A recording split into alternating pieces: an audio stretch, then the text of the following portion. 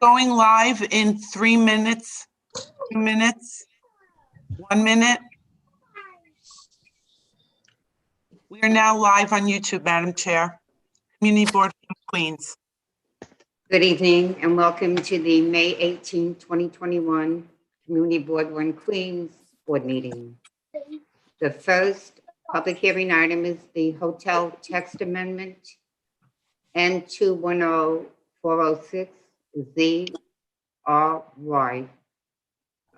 Sarit Platkin, Sarit, will you be doing the presentation? Madam Chair, please pause a moment as YouTube is frozen. YouTube is now frozen.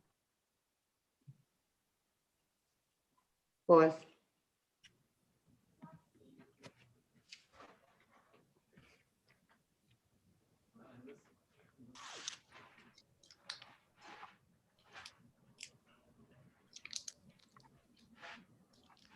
Madam Chair, I'm going to come back out and go back in. We're going to start over.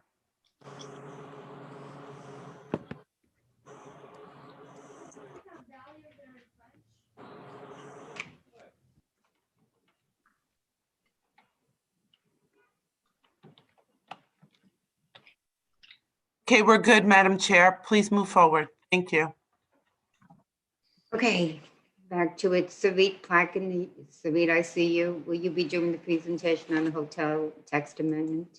I will be doing the presentation. Good evening. I am Sarit Platkin with the Department of City Planning's Queens office, and I am joined this evening by Alexander Plakis from our Housing and Economic Development Division. And I'd love the opportunity to share my screen.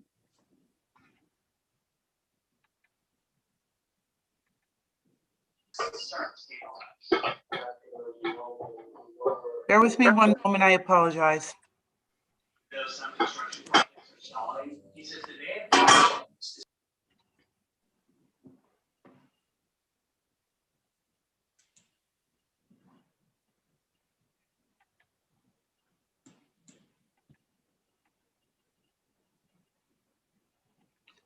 Please feel free to share your screen.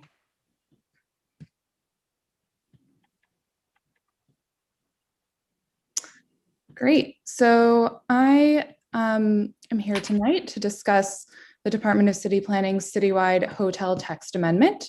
This project is a zoning text amendment that would create a new special permit for hotel development across the city, resulting in all hotel development becoming subject to public review through the ULURP process, meaning that no new as-of-right hotel development would be permitted.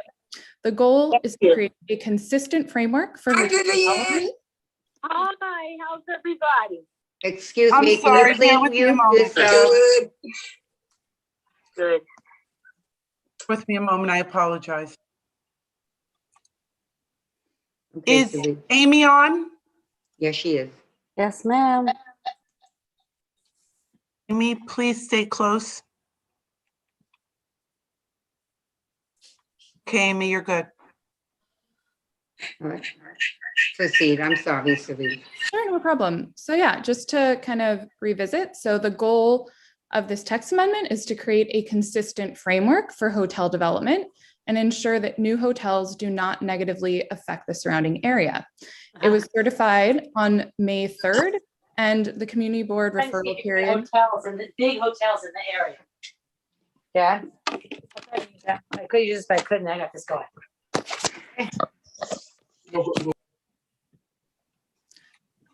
Okay, I apologize again, Sarit. Okay.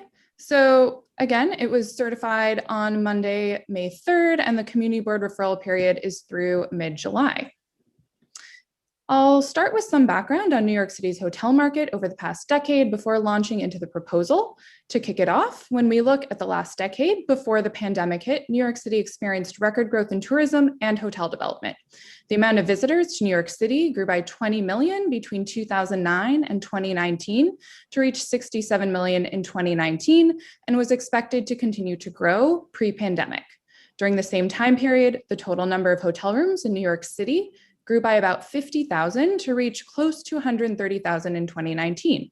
In the past 5 years alone, New York City saw a 40% increase in hotel rooms. And despite the significant increase in hotel rooms, demand also continued to rise and occupancy rates remained high at almost 87%, which is among the highest for cities in the United States.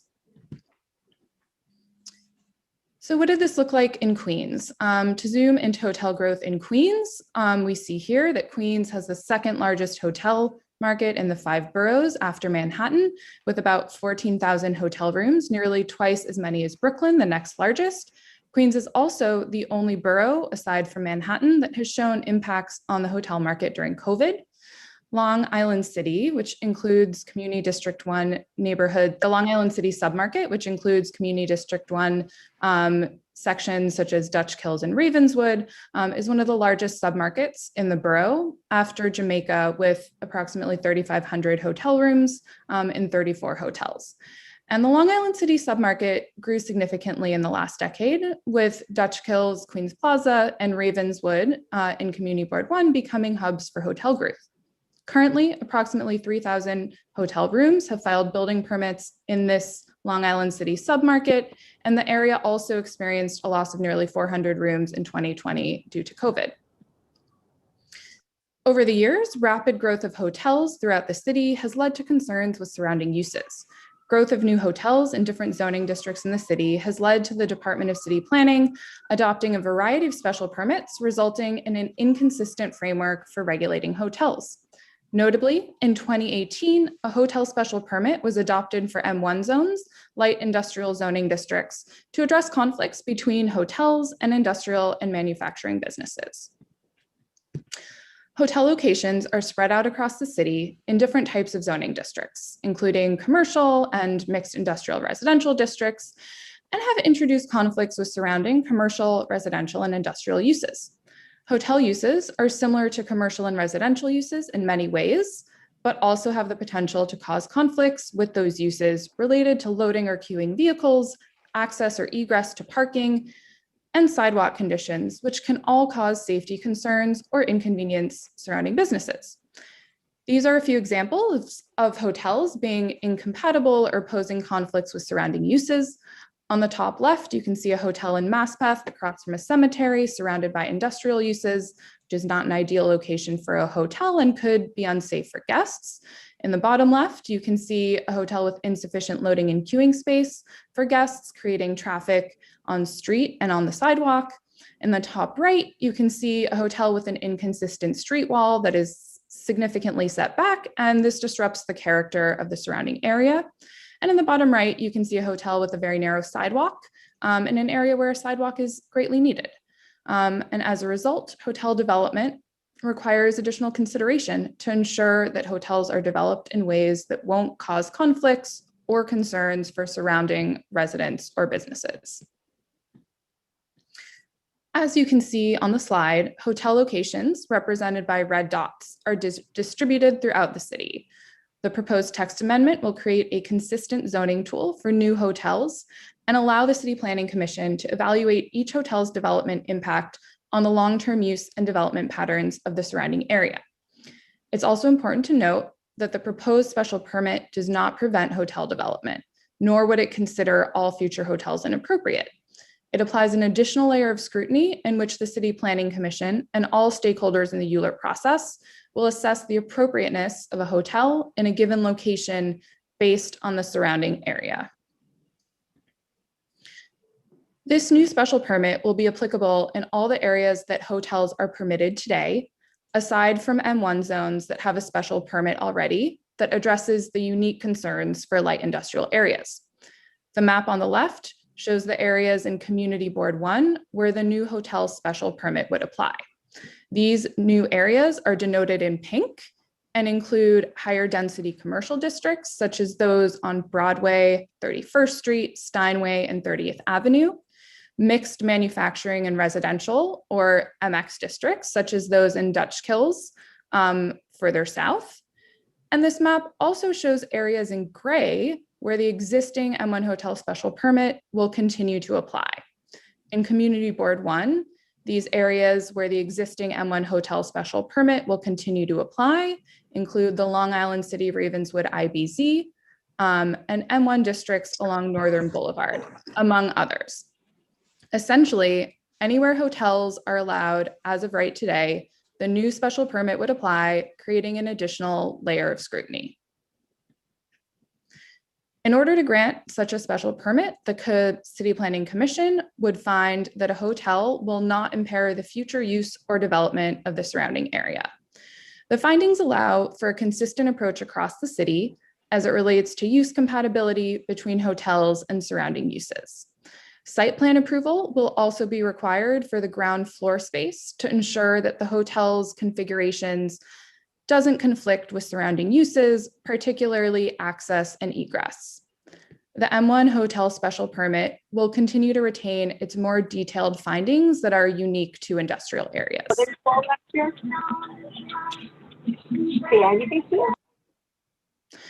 Because of the significant impacts that the pandemic is having on the hotel industry, we've created some tools to reduce the likelihood that the special permit will impair the recovery of the hotel industry and help some of the 42,000 closed rooms come back online. The tools to aid in recovery include a 6-year window for hotels with filed building plans to be constructed, an extension of the standard 2-year window for this provision. Next is an exclusion of recent or active land use applications from the special permit. Recently approved applications with the City Planning Commission or Board of Standards and Appeals since 2018 will not require a special permit, and applications that are in ULURP with the City Planning Commission or are filed with the Board of Standards and Appeals prior to adoption will not require a special permit.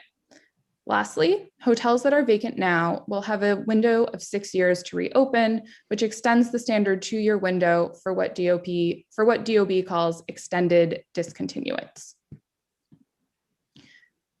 The draft environmental impact statement for the citywide hotel special permit projected a shortfall of hotel rooms by the build year 2035, leading to an adverse impact on the hotel and tourism industry. However, I will also note that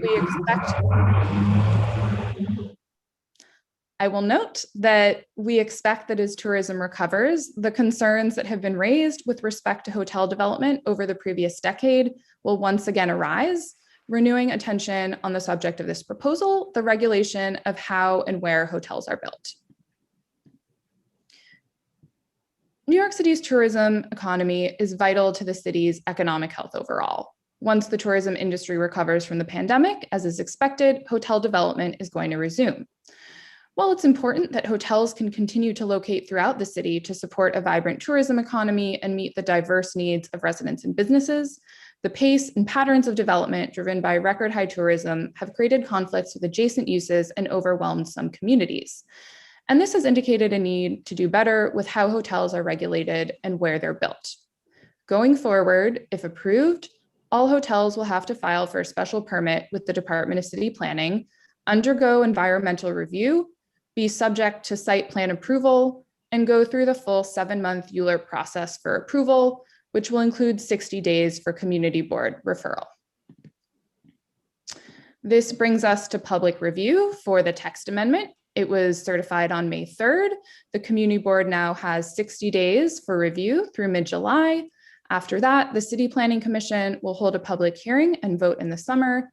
And then the final step will be for the City Council to hold a public hearing and vote in the late summer or early fall.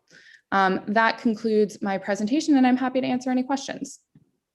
Thank you, Suri, and I apologize for the interruptions. Thank you.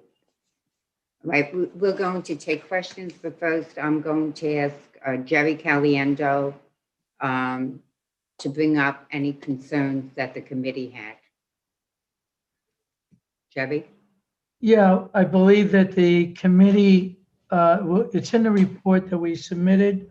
The committee voted against it, but that'll come in the resolution later on. But pretty much the concern was that it added an additional layer to any hotel development potentially from now on throughout the city.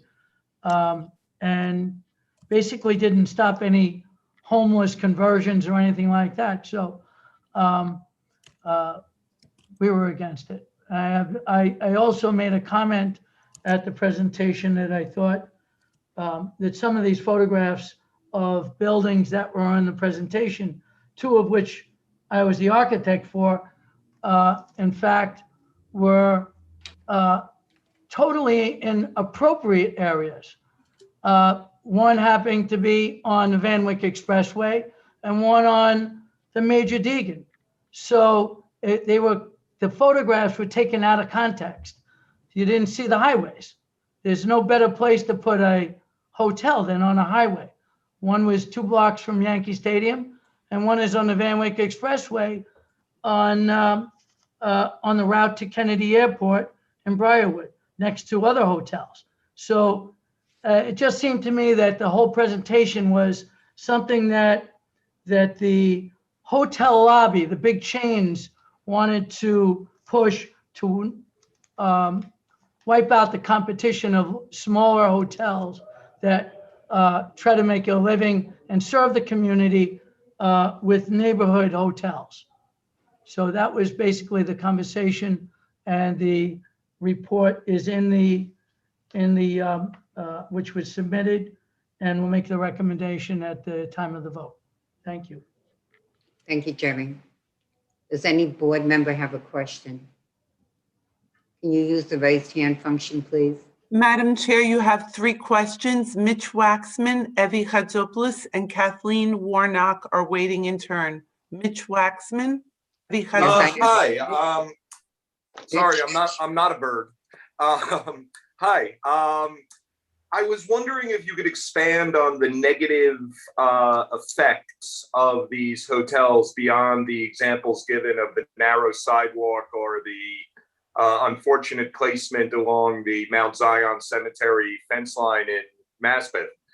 What other negative consequences of the presence of these particular businesses does this statute hope to get into control?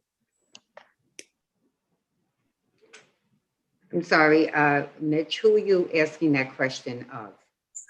Of our representative of city planning, Okay, Shari. Sure. So I'm joined this evening by Alexander Plakis. I don't know if he wants to take this question.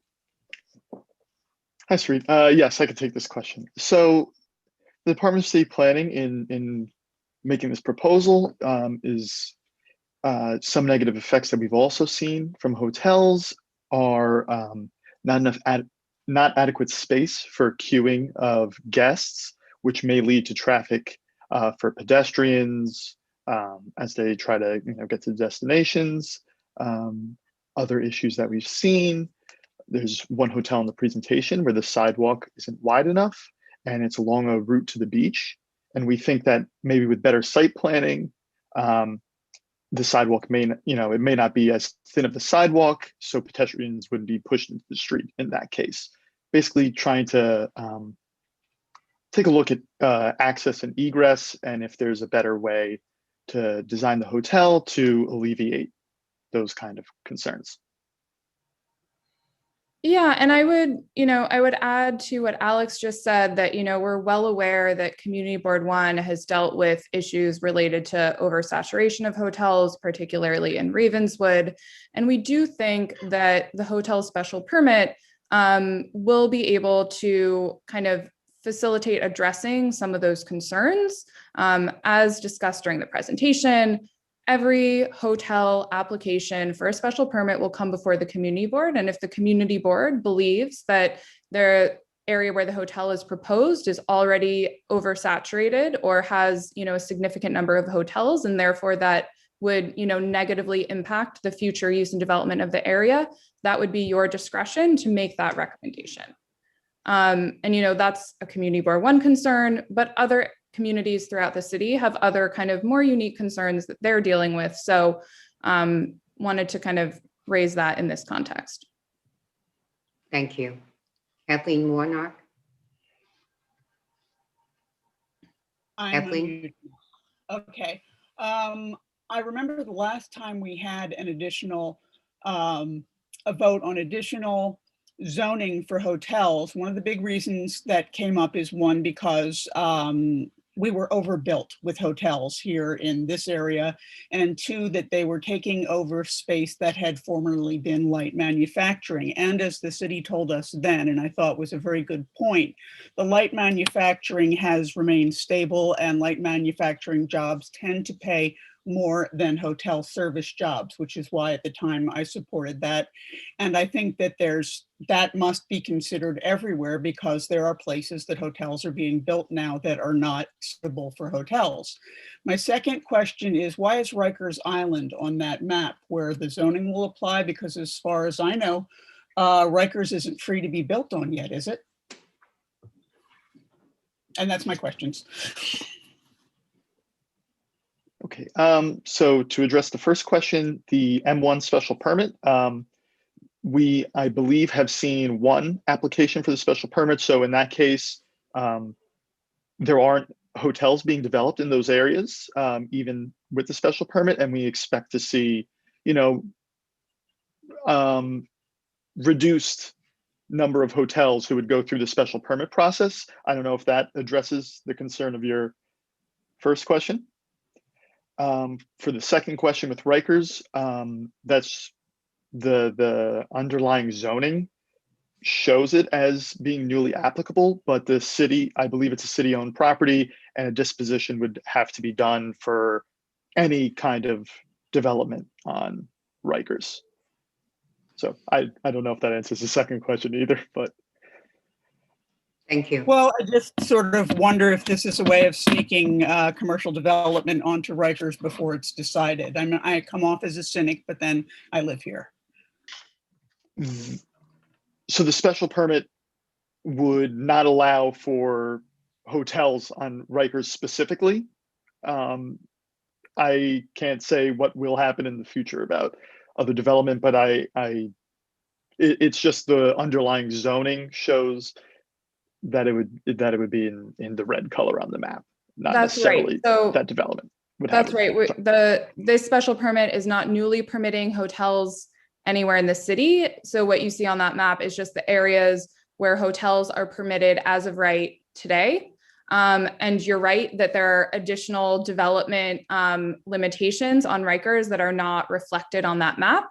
That map is just showing what the existing zoning is. And then I would just also add with industrial areas that as we saw on that same map, the areas that are within the IBZ in Community Board 1 today, the areas that are, M1 zoned light industrial areas, those are areas that will continue to have the M1 hotel special permit. And so the areas where we're talking about these kind of the new hotel special permit really is for areas that are not exclusively industrial. These are kind of MX areas or commercial areas. Thank you. Evie Hunzopoulos? Yeah, I just want to clarify that members of the zoning committee, for many of us, it wasn't that we didn't want developers to go through an extra step. So I just want to make sure that that's clear. I think there was more concern of the vagueness of the actual sentence in terms of why a permit might be rejected. And we just wanted, I think, a little more detail. So maybe could you just go over that one more time? Because I think there is a lot of concern about these hotels going up. I mean, we saw what happened to Dutch Kills. And so we weren't opposed to a special permit. We just wanted a little more details or clarity because it just seemed very subjective in terms of what the criteria would be. So I just wanted to make sure that that's clear to everybody, that it wasn't because we necessarily thought developers shouldn't have to go through an extra step. Thank you. Rod Townsend? Well, Rod? we can respond to that. Actually, before you move on, I mean, we can respond to that. Alex, I don't know if you want to say a bit about the subjectivity question. Or I can, yeah. Sorry, if you want to take it, I think. Sure. So, I think, what we do want to highlight as it relates to that, is that number one, the findings. So the findings as were shared, it's this issue of ensuring that the use, that the proposed hotel use won't impair the future use and development of the surrounding area. What, Evie is noting, I believe, is that she thinks that there's some detail missing to that, or that could be open to interpretation. So I'll note a few things. One is that this isn't final, right? So we're in the first phase of the ULURP process. Should the committee recommend additional findings that you believe are appropriate, those would get reviewed by the City Planning Commission and City Council, and modifications could be made down the line. So if there are specific aspects that you think should definitely be taken into consideration here, we would, want to better understand that.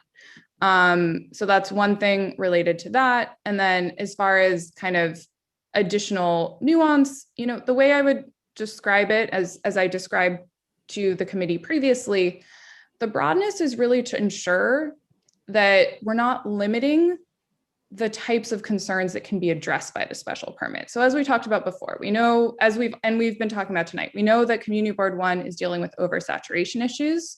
We know that Community Board 1 in the past has dealt with kind of like loss of the industrial fabric. These are Community Boards 1 issues related to hotels. Communities in, a lower density part of Queens further east might deal with other use considerations that are totally different. And the goal was to ensure that we can address all community concerns. And the best way to do that was to kind of limit the specificity of the findings so that it doesn't get overly specific, and defer really to you all, defer to the stakeholders in the ULURP process to make a determination with the use in mind, the use considerations in mind. Just to clarify, so you're saying that if someone applies for the special permit, then during that community board hearing, which is part of ULURP, that's when we would kind of develop that? I'm just trying to get an understanding of when that happens. Is that what you're saying?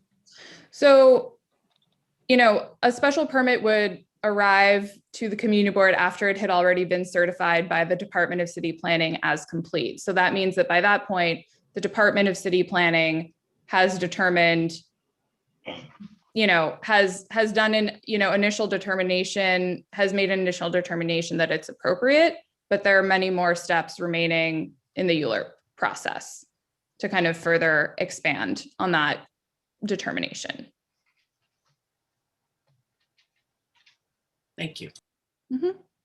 Rod Townsend? Thank you, Madam Chair.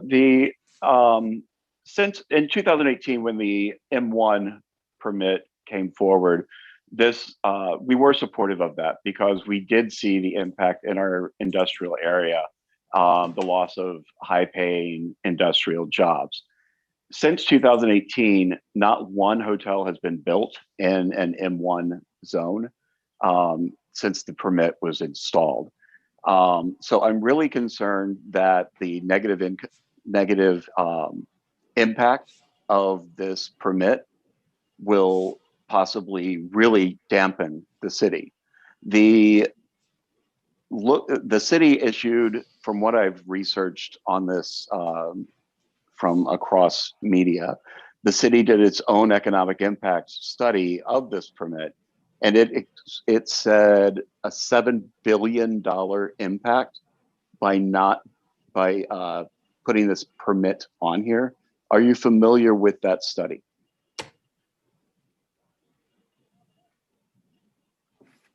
Alex? Yeah, Sarita, I can take this. So Okay.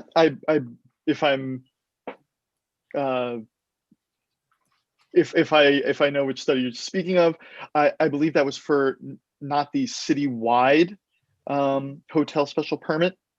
But we do acknowledge that there have been, I believe there's only one M1 special permit that's been applied for so far, but that's also accounting for the fact that last year we saw a reduced, application process for hotels overall. We have anticipated that There was a pandemic last year. With the pandemic, sorry, should have been more specific. Yeah.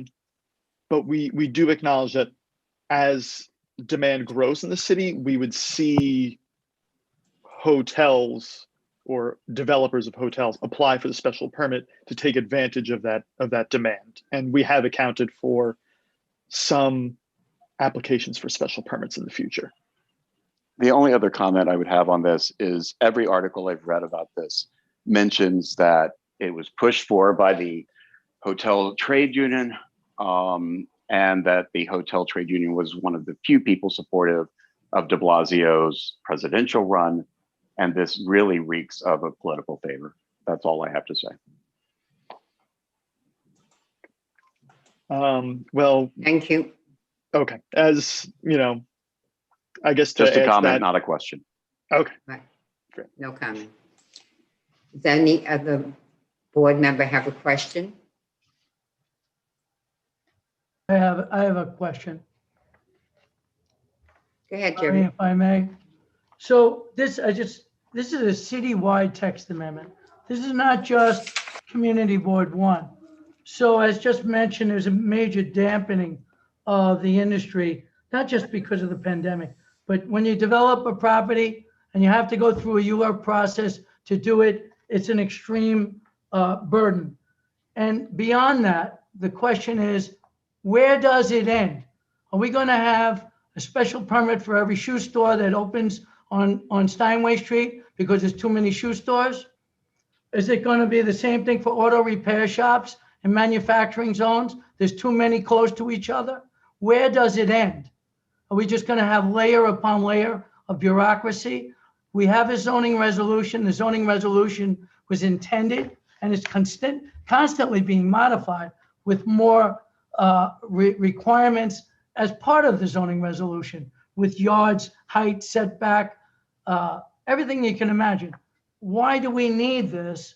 And what, beyond the impact of a specific area like Dutch Kills, don't forget this is a citywide. So think about someone next to Kennedy Airport or LaGuardia Airport that wants to build a hotel, but yet they're going to have to go through this ULURP process to do that. Is that helping the city of New York or hurting the city of New York? That's my question. I would say that was a comment. Thank you, Jerry. Antonella Di Severio. See if I could, yes, thank you. I'm hearing a lot of complaints from people with respect to everyone's gun shy. They don't want any more hotels. The crime has gone up because of the hotels that were being converted into homeless shelters. And we need to fix that problem before we have any more structures that come in that could cause additional detriment to the community. So you really need to think this through. We can't be pushing this stuff into our community. People are not going to have it. And that's all. That's a short comment. Thank you. Richard Guzami. Yeah, I just have a short comment in some of the industrial areas. I did remember years ago, I got comments from some individuals that lived in Dutch Kills that actually, initially when the hotels came in, they actually reduced crime. This is before, of course, they started to convert to homeless shelters, but there is something to be said on a lot of these more desolate areas. Normally, when you put people on the streets, you create an active streetscape. That is actually a positive. You know, in a sense, what might be more interesting in terms of safety and the neighborhood, you would want to address their use as a homeless facility before you actually, that would be more important to that end than actually adding a ULURP layer at this point. And also, oh, that's it. That's all I need to say at this point. Thank you. Does any other board member wish to comment or have a question? Does any member of the public wish to have a question? Can you use the raised hand function, please, if you do?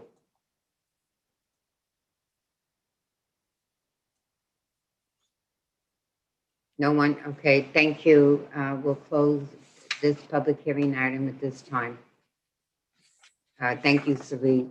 We'll vote on this during the business section. Thank you. Thank you so much.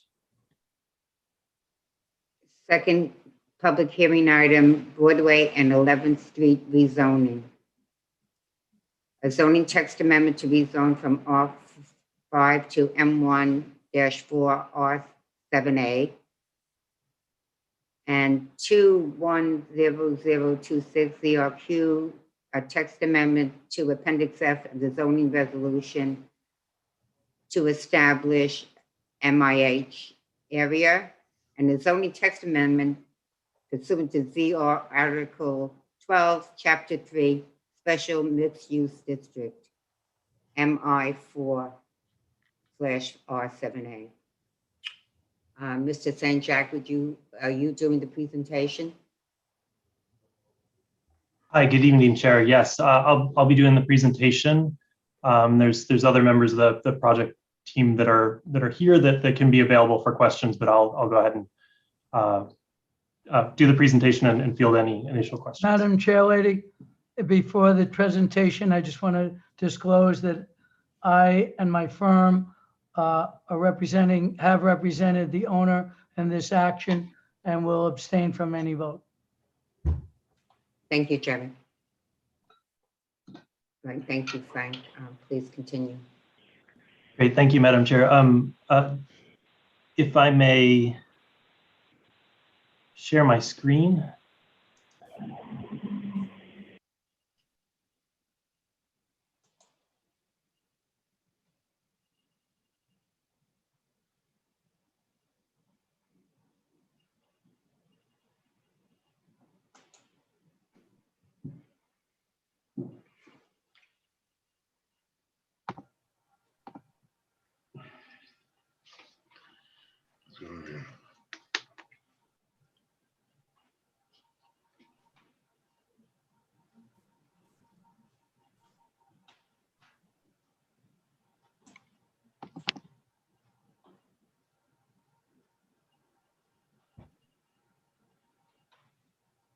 Frank, are you able to share your screen? Not yet, Chair. I think I would just need to be given permission to do so, or the authorization. Frank, the permission is open. Does everybody see the Zoom page? That's what I'm seeing. I think you're stuck somewhere, Frank. You know what, Florence, it looks like that might be your screen. Really? Yeah, it says. Okay, bear with me 1 minute. Stop share. Thanks, Florence. I'm getting a disabled message when I try and share mine. I thought that was you. My apologies. Okay, Oh, no worries. You should be good now. Try it, please. Excellent, thank you. This seems to be good. Thank you, sir. Thanks, Florence. Great. Thank you, everyone. My name is Frank St. Jacques. I'm an associate with Ackerman LLP. We're land use counsel for this project. I have a brief presentation. I'll walk through the project, and I'm happy to answer any questions. We presented this project to the Land Use Committee earlier this month, and I'll just note at the outset, based on a request from the committee, the applicant has added 1 2-bedroom unit and 6 3-bedroom units. So some of the numbers shown in the as far as the total unit count and the unit distribution have been changed since the Land Use Committee saw this, but I'll show that in detail in just a moment. As an overview, this application seeks a zoning map amendment to rezone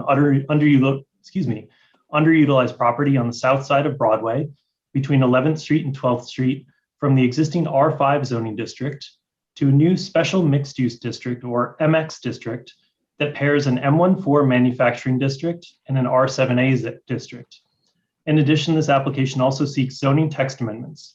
The first is to establish a mandatory inclusionary housing, or MIH area, with MIH option 1, and the second is to establish this specific special MX district in the zoning text. The proposed actions would facilitate a mixed-use development with 199 units, 50 of which would be permanently income restricted under MIH option 1, and new job generating uses, including approximately 28,686 square feet of commercial and light industrial uses. As shown on the zoning map, the project site is outlined and shaded in red. This portion of Ravenswood was zoned with an R5 residential district back in 1961. The R5 district remains in place today, despite the prevalence of industrial uses that comprise about 45% of the area. Community Board 1 previously requested that the Department of City Planning study Ravenswood to address the zoning concern. As a result, City Planning prepared a study of MX zoning and the Ravenswood area that was presented to the Community Board Land Use Committee back in spring of 2019. So moving to the project specifics, this tax map shows the site, which consists of the entire block 316, again outlined in red here. It's approximately 49,000 square feet and has frontage on 4 streets. Broadway to the north and 11th Street to the west are both wide streets, and 12th Street to the east and 33rd Avenue to the south are narrow streets. As shown on this land use map, the surrounding area is a mix of mostly light industrial, which is shown here in purple, commercial, which is shown in red. You can see that's Costco on the left-hand side of the screen. Residential, shown in yellow, and community facility, that's the Long Island City High School on the right-hand side of the screen, shown in blue. Despite the commercial overlay along Broadway and Vernon, north of Broadway, there's very little local retail in this area. New multifamily residential development is mostly to the north of Broadway, and it ranges from 8 to 20 stories tall. Older housing stock in the surrounding area includes 1 to 2 story residential buildings and multifamily walk-up buildings. Commercial and industrial buildings are generally low scale, high lot coverage, warehouse garage type buildings. So this aerial view looking north provides some context. The site is shaded here in red again. Costco is on the left, Socrates Sculpture Park is above it. You can also see the Noguchi Museum towards the bottom left of the page. And again, the Long Island City High School to the right of the site. Lower density warehouse context to the south is shown on the bottom portion of the screen. And north of the site along Broadway in the existing R7A C23 district, which is mapped immediately north of the site, there are several new 8-story residential buildings. This area north of Broadway was rezoned in the 2010 Astoria rezoning to establish contextual zoning districts such as the R7A mapped immediately north of the site. Here's some current photos of the site. The northern portion is occupied by auto-related uses, parking and open storage, and the southern half is unimproved and vacant. This slide shows the existing R5 zoning on the left-hand side of the screen, again with the site shaded in red. And the right-hand side of the screen shows the proposed zoning with the special mixed use or district or MX district. Again, the MX district pairs an M14 manufacturing district in an R7A zoning residential district. The special mixed use district zoning designation was established back in 1997 to encourage investment in and enhance the vitality of existing neighborhoods such as Northwest Ravenswood with mixed residential, commercial, and industrial uses in close proximity. It was intended to create opportunities for mixed use communities. Pairing a manufacturing district with a residential district like the proposed R7A and M14 ensures a balanced variety of available uses, including light industrial uses consistent with the historic neighborhood character of Ravenswood. The MX district allows for new medium density mixed use development with a maximum total floor area ratio of 4.6 and requires income restricted and would in this application require income restricted housing under the mandatory inclusionary housing program.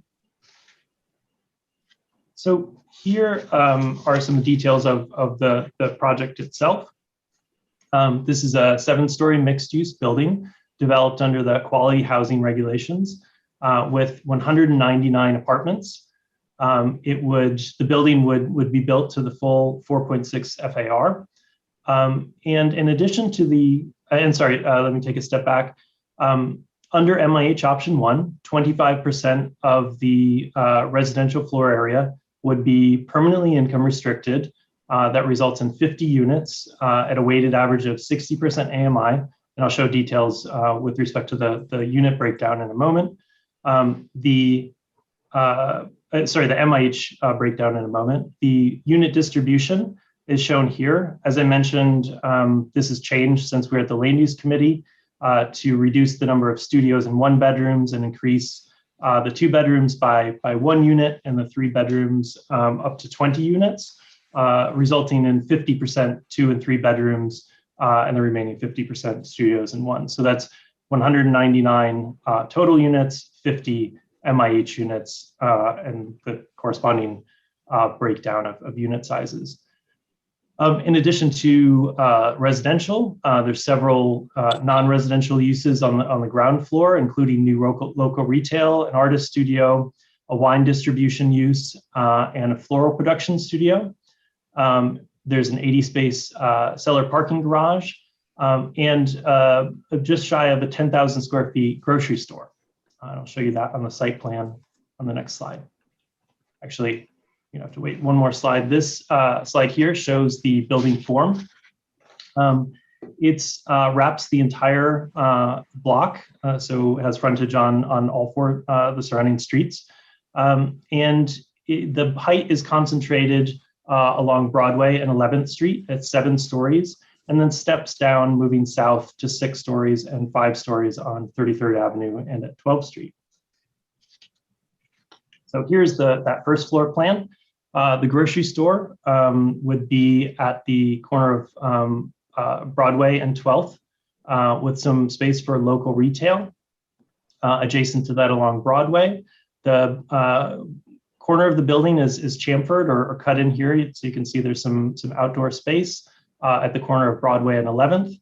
And then new floral production use intends to move from Long Island City to occupy the space along 11th Street, and a wine distribution use that currently operates out of Nassau County would be located along the corner of 11th Street and 33rd Avenue.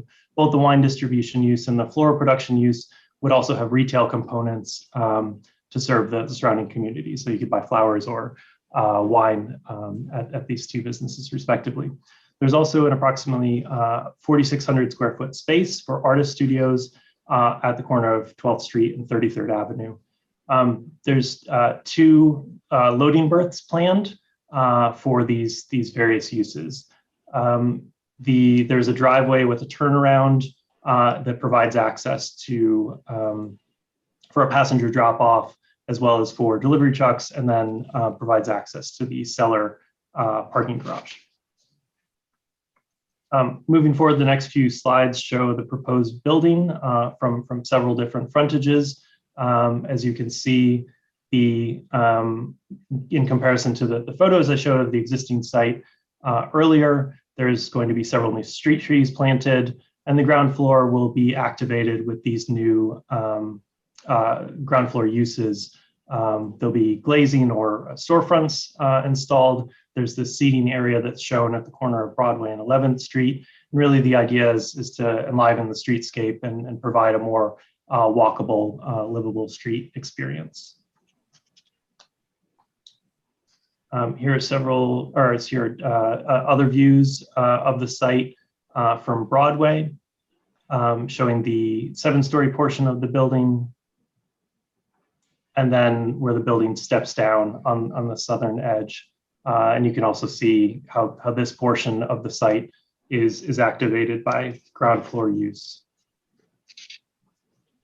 And then finally, views from 12th Street and 33rd Avenue at the eastern edge and southern edge of the site.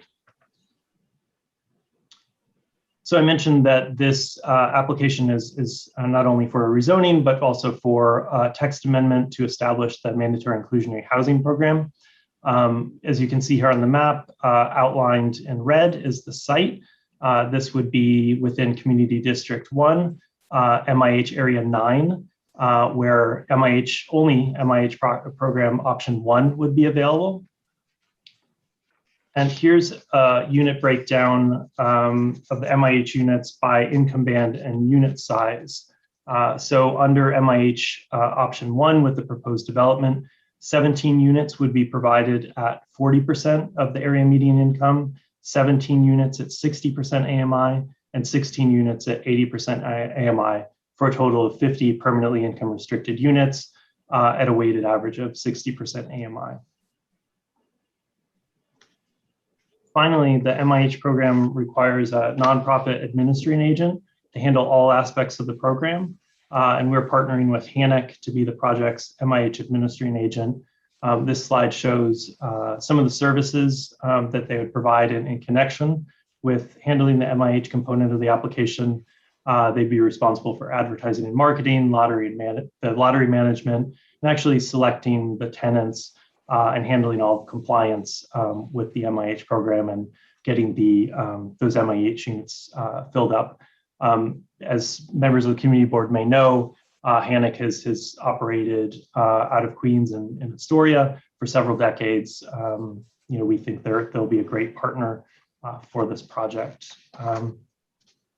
That concludes my presentation. I'm going to go ahead and take down my screen, but I'm happy to pull it back up as needed to address any specific questions. Thank you. Thank you, Frank. We're going to start the questions or the comments, and I'm going to call on Jeff Martin to give us a synopsis of the questions asked by the committee. Hi, thanks, Marie. Yeah, so we heard the presentation for the Broadway and 11th rezoning at our last committee meeting in early May. We discussed a couple of things. We talked about the increasing the number of family-sized apartments, which we appreciate the change from 2-bedroom from 78 units total to 79 units, and then the 3 bedrooms from 14 to 20. So the applicant did get back to us with that, with the requested increase in 2 and 3 bedrooms. We talked about the selection of the ground floor uses of the development, in which the floor plan nicely laid out with a grocery store, being that this area of Astoria is lacking in some basic services, such as a larger grocery store, coffee shops, restaurants, that sort of thing. We also talked a little bit about the project sustainability measures, being that it's a block from the East River. The applicant got back to us and talked about how the first floor will be dry flood-proofed, and that the other uses would eliminate the need for ramps into the entrances. We talked a little bit about parking and how many required spaces were necessary. So the applicant is providing 80 spaces with flexibility of use. So there would be some that were valet parking. There is a big growing number of cars to this area, so it was something that the committee was concerned about, limiting the amount of parking spaces, but providing enough for the residents. We asked a little bit about the timeline of the project, in which the applicant responded that their goal is to complete in 2022, but that is still, of course, as always, they're working through that. We talked a little bit about some other incentives and tax exemptions that the applicant would be going after, and they replied back that they'd probably apply for the 421A, and that they would be required to also pay for the brownfield cleanup, or get paid back for the brownfield cleanup. Just going through the notes here, I think that hits all of the committee's questions. Thank you, Jeff. Yeah, I think we're good. Oh, Kathleen Warnock. You had a question, Kathleen? Yes, I do. Pardon me for the sirens out back.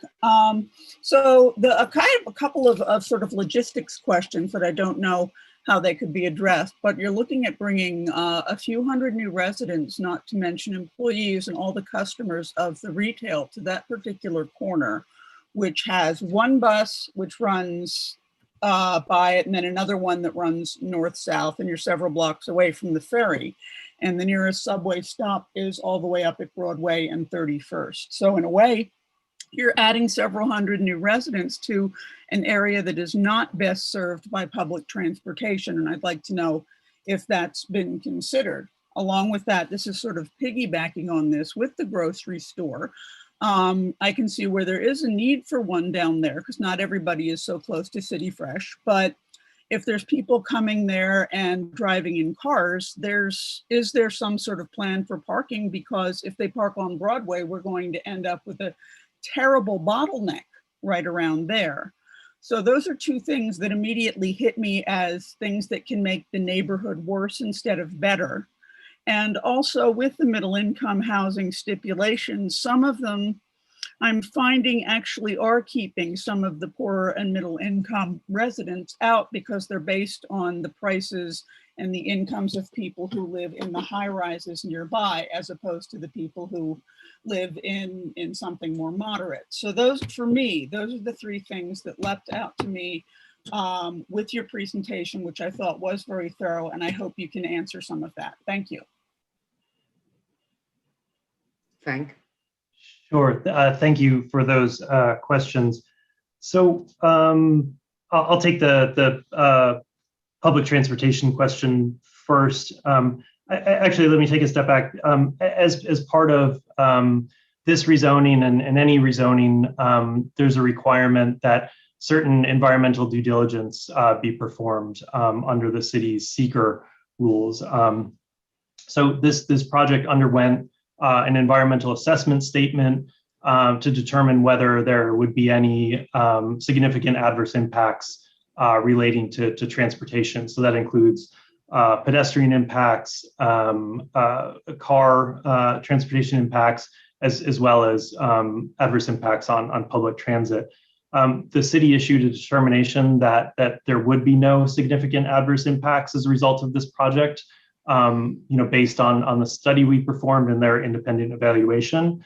I will say that the committee had asked that the developer reach out to the Department of Transportation relating to potential increases in service for the site. That's something that we've done preliminarily. The response that we got from DOT was that when if the rezoning is approved and if we file building permits, they'll be able to address future needs more thoroughly. That's something we're very happy to continue conversation with the community board over because it's really we think that the more and better access to transportation is valuable for this project as well as the entire community. So we recognize that there is some distance to the subway, but we think that it's adequate, and it was determined that this project wouldn't have a significant adverse impact on public transportation or any of the other modes of transportation. With respect to the grocery store, we think that based on the size of this grocery store and the amount of surrounding residential use, we're likely to see a lot of pedestrian traffic to the grocery store. This is intended to be locally oriented, so not so much a destination store. Costco is down the street if for folks that want to drive. So that's really the idea. There is flexibility with respect to the seller parking if there is a need determined, based on operations when the building is online. But we think at this point, just based on the surrounding residential development, this will be a more locally oriented grocery store. I'm not sure I understood your question with respect to the housing. I'm happy to pull the numbers back up, but I would just say the mandatory inclusionary housing program is a very strict. This project will have to comply. I mentioned that HANIC would be handling that component of the project, and I'm happy to pull up the MIH income breakdown if that's helpful in illustrating what the intention here is with respect to complying with MIH option 1. Thank you. Richard Guzami. Richard? Yes. I have a few comments. First of all, I want to reiterate what Jeff said and what the committee said about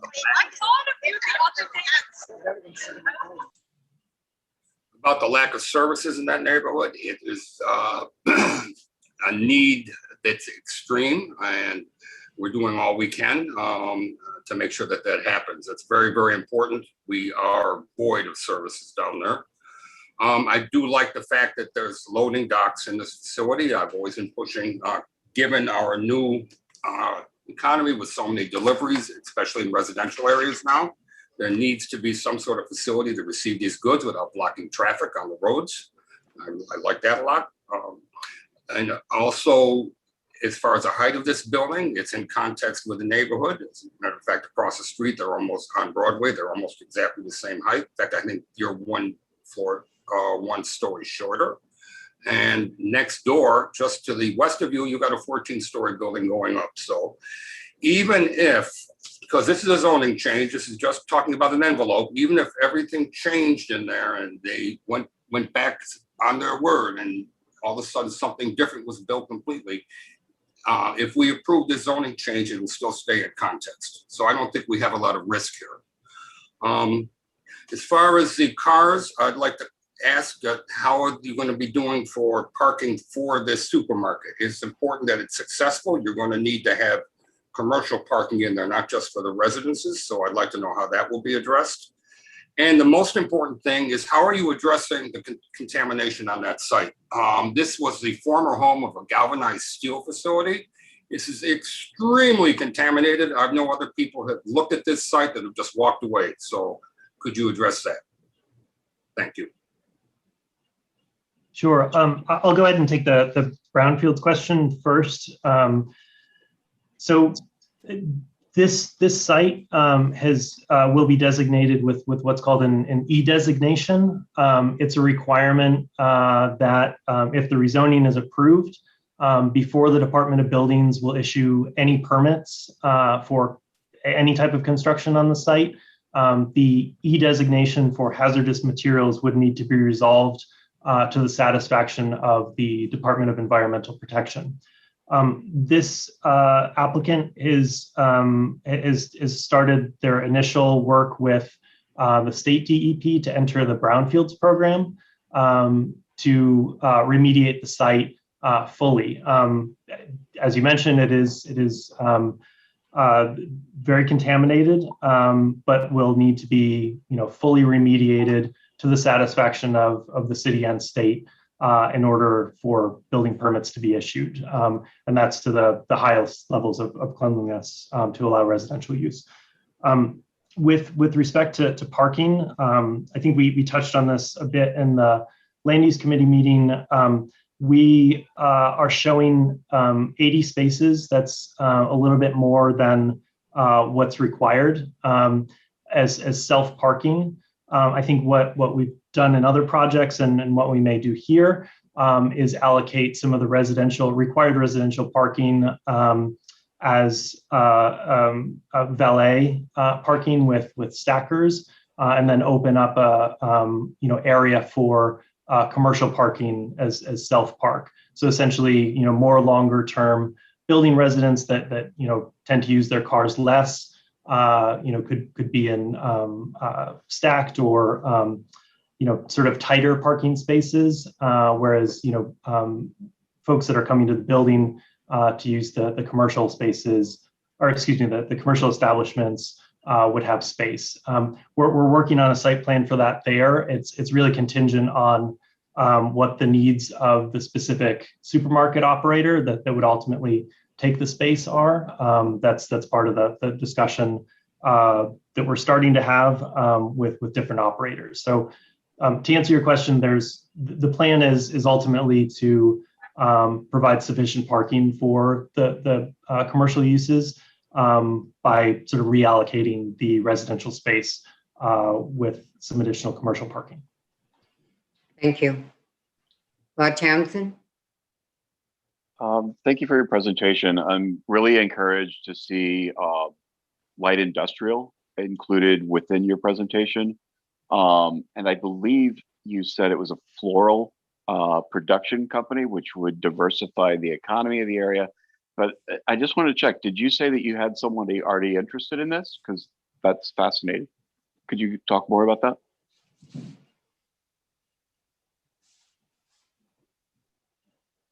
Sure. So the floral production company is a company called Cambridge Floral. What they do is they work in several of the large buildings in Manhattan, doing all of their floral arranging. They currently have a space in Long Island City that they've grown out of, and they're looking for newer space also with the potential to have a retail component. So they're somewhat local now, and they'd be moving to this larger space. I think that was, sorry, does that answer your question with respect to the floral production studio? Yeah, that's great. Thank you. Great, thank you. Thank you. Evie Hanzopoulos. Hi, I have a few questions. First, regarding the cleanup, how long has the owner of the property owned this property? Is this newly purchased? Have they had it for a while? Has there been ongoing cleanup? Sorry, I don't have that in my notes right in front of me. I'll look that up, and with respect, it's a relatively recent purchase.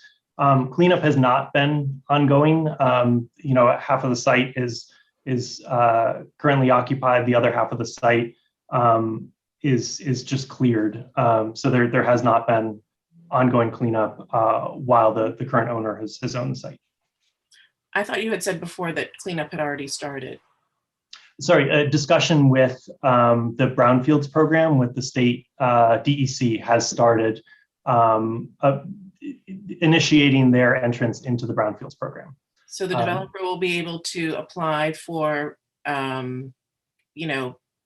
reimbursement of some of their costs, right? Or payment for some of their costs. That's correct. Yeah, through the And Brownfields. how much will that be? What is it estimated to be?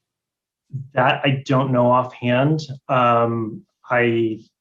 I don't think that's been determined yet. I think it's that process has just started, and at some point, an evaluation will be made of the cost of the cleanup, and then ultimately calculation of the cost of reimbursement for the cleanup. So you have no estimate for what it's going to cost to clean up this site? I don't personally. I can find out from the applicant team and get back to you on that. Okay, and then in terms of the 421A, could you talk a little bit more about that? Because you said the developer is going to be applying for that. Yes. Well, the one thing is that the 421A program is sunsetting next year. I'm not sure that this project will be able to avail themselves of the current 421A program. I don't know what, if that will be renewed and what it's going to look like, if it is. But essentially the 421A program is a tax abatement, and assuming that it's passed again and is in its current form, which is quite a big assumption at this point, there would be a tax abatement. I believe it's for 20 years. And in the requirement for affordable units under 421A would also be met by the MIH requirement for permanently affordable units.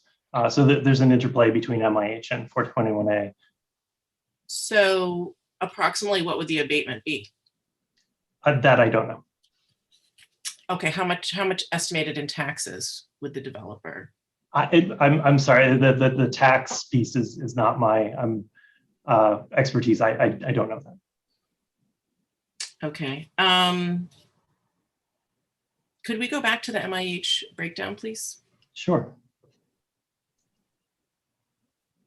So I just want to, basically right now you're providing the bare minimum that's required in terms of the MIH affordable housing units, 25%. Correct. 25% of the residential floor area is permanently income restricted at a weighted average of 60% AMI. So 50 units, and those are the Okay, so we're Three not income getting bands. even one unit in addition, even though you'll be getting most likely the costs of the cleanup reimbursed as well as a 421A tax abatement. Are there any other subsidies or abatements that you're going to be applying for? Not No, that I'm this aware is of. Steve Sinacori. Just to add to that, like we said earlier, we're not sure that we're going to meet the deadline for 421A. Besides that abatement, there'll be no other abatements available to us. I just would also point out that 10% of the 25% of the units will be at a very low, deep affordability of 40% of the area median income, which is very deep. So I just wanted to highlight that for you. Thank you. No, I understand that. That's required also. It would have been actually nice if there was maybe a 10% on top of that. But right now it's just the bare minimum that is included in this project. Right, the project is fully compliant with the MIH program as required. Okay, thank you. Thank you. Oh, wait, I'm sorry. When it says income limit, so are you basing this on like how many people? Because that changes depending on the size of the family. So these are the income limits. This is the 2021 HPD income limit prepared using their worksheet. So the family sizes for each of these unit sizes is reflected in this chart. Thank you. Iraq? Hi, yes, first of all, I just need to disclose that I cannot vote for this. I work for the city council and my council member seats on the land use committee and zoning as well. But I do have a question, just on parkings. How many parkings are you planning to have right now? I'm sorry, there's 80 parking spaces in the development. Okay, thank you. I will just add encourage to reduce those as much as possible. I do believe that there's enough transportation in the area. There's 3 buses that go through that route. So I think we should be looking at a way to decrease car usage, especially locally, especially when you have buses available. So thank you for that. Thank you. Antonella De Severio? Thank you.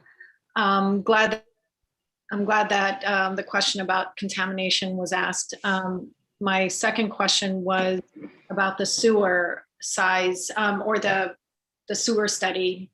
I understand that something of this size might warrant a further review. The city sewers are sized and designed based on the designated zoning for the area. And I'm wondering if that's something that you have looked at or that your people have looked at. I'll take that question. Yes, once the zoning changes are approved, we would be required to file a separate application with the Department of Environmental Protection and they would analyze the sewers and have to approve our application for us to connect to the city sewer system, both for storm and waste. So that's a separate review that goes on at New York City DEP, which we'd be required to apply for after the zoning change is approved. What if it's too much of an impact to the system, too much of a burden to the system? What happens then? Under our the environmental assessment statement that was performed, the city reviewed all of the infrastructure and indicated that we would not have a negative or adverse impact. So it basically there was no adverse impact determined. But we further apply to DEP for approval to connect. Okay, thank you. Mitch Waxman? Mitch? Hi, sorry.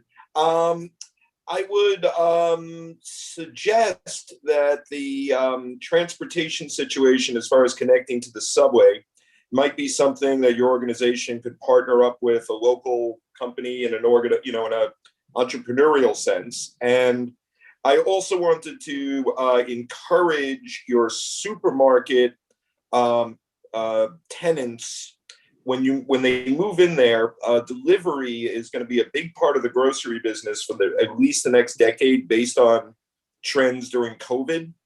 So is there's any way to get them to use cargo bikes as opposed to vans to do local delivery? That would be a real blessing to the neighborhood. And I remain very concerned about the environmental status of the Nelvin Galvanizing Superfund site. Thank you. Thank Rod you. Townsend? To address the transportation questions, do you have as an amenity on-site bike parking for the people that'll be moving in? And if not, would you be open to adding that to your prospectus? Hi, that's a good question. That's actually something I didn't mention in the presentation. So bike parking is actually a requirement for all new buildings in New York City. This building would provide 105 bike parking spaces. And there's actually probably a little bit of room for more as needed. And those are enclosed internal bike parking spaces. So within the building, presumably there'll be, assuming there's space, some racks outside for visitors to the various commercial uses. Thank you. I'm sorry, there's also 2 city bike stations quite close to the site. Thank you. I'm going to call on Mark West. Mark?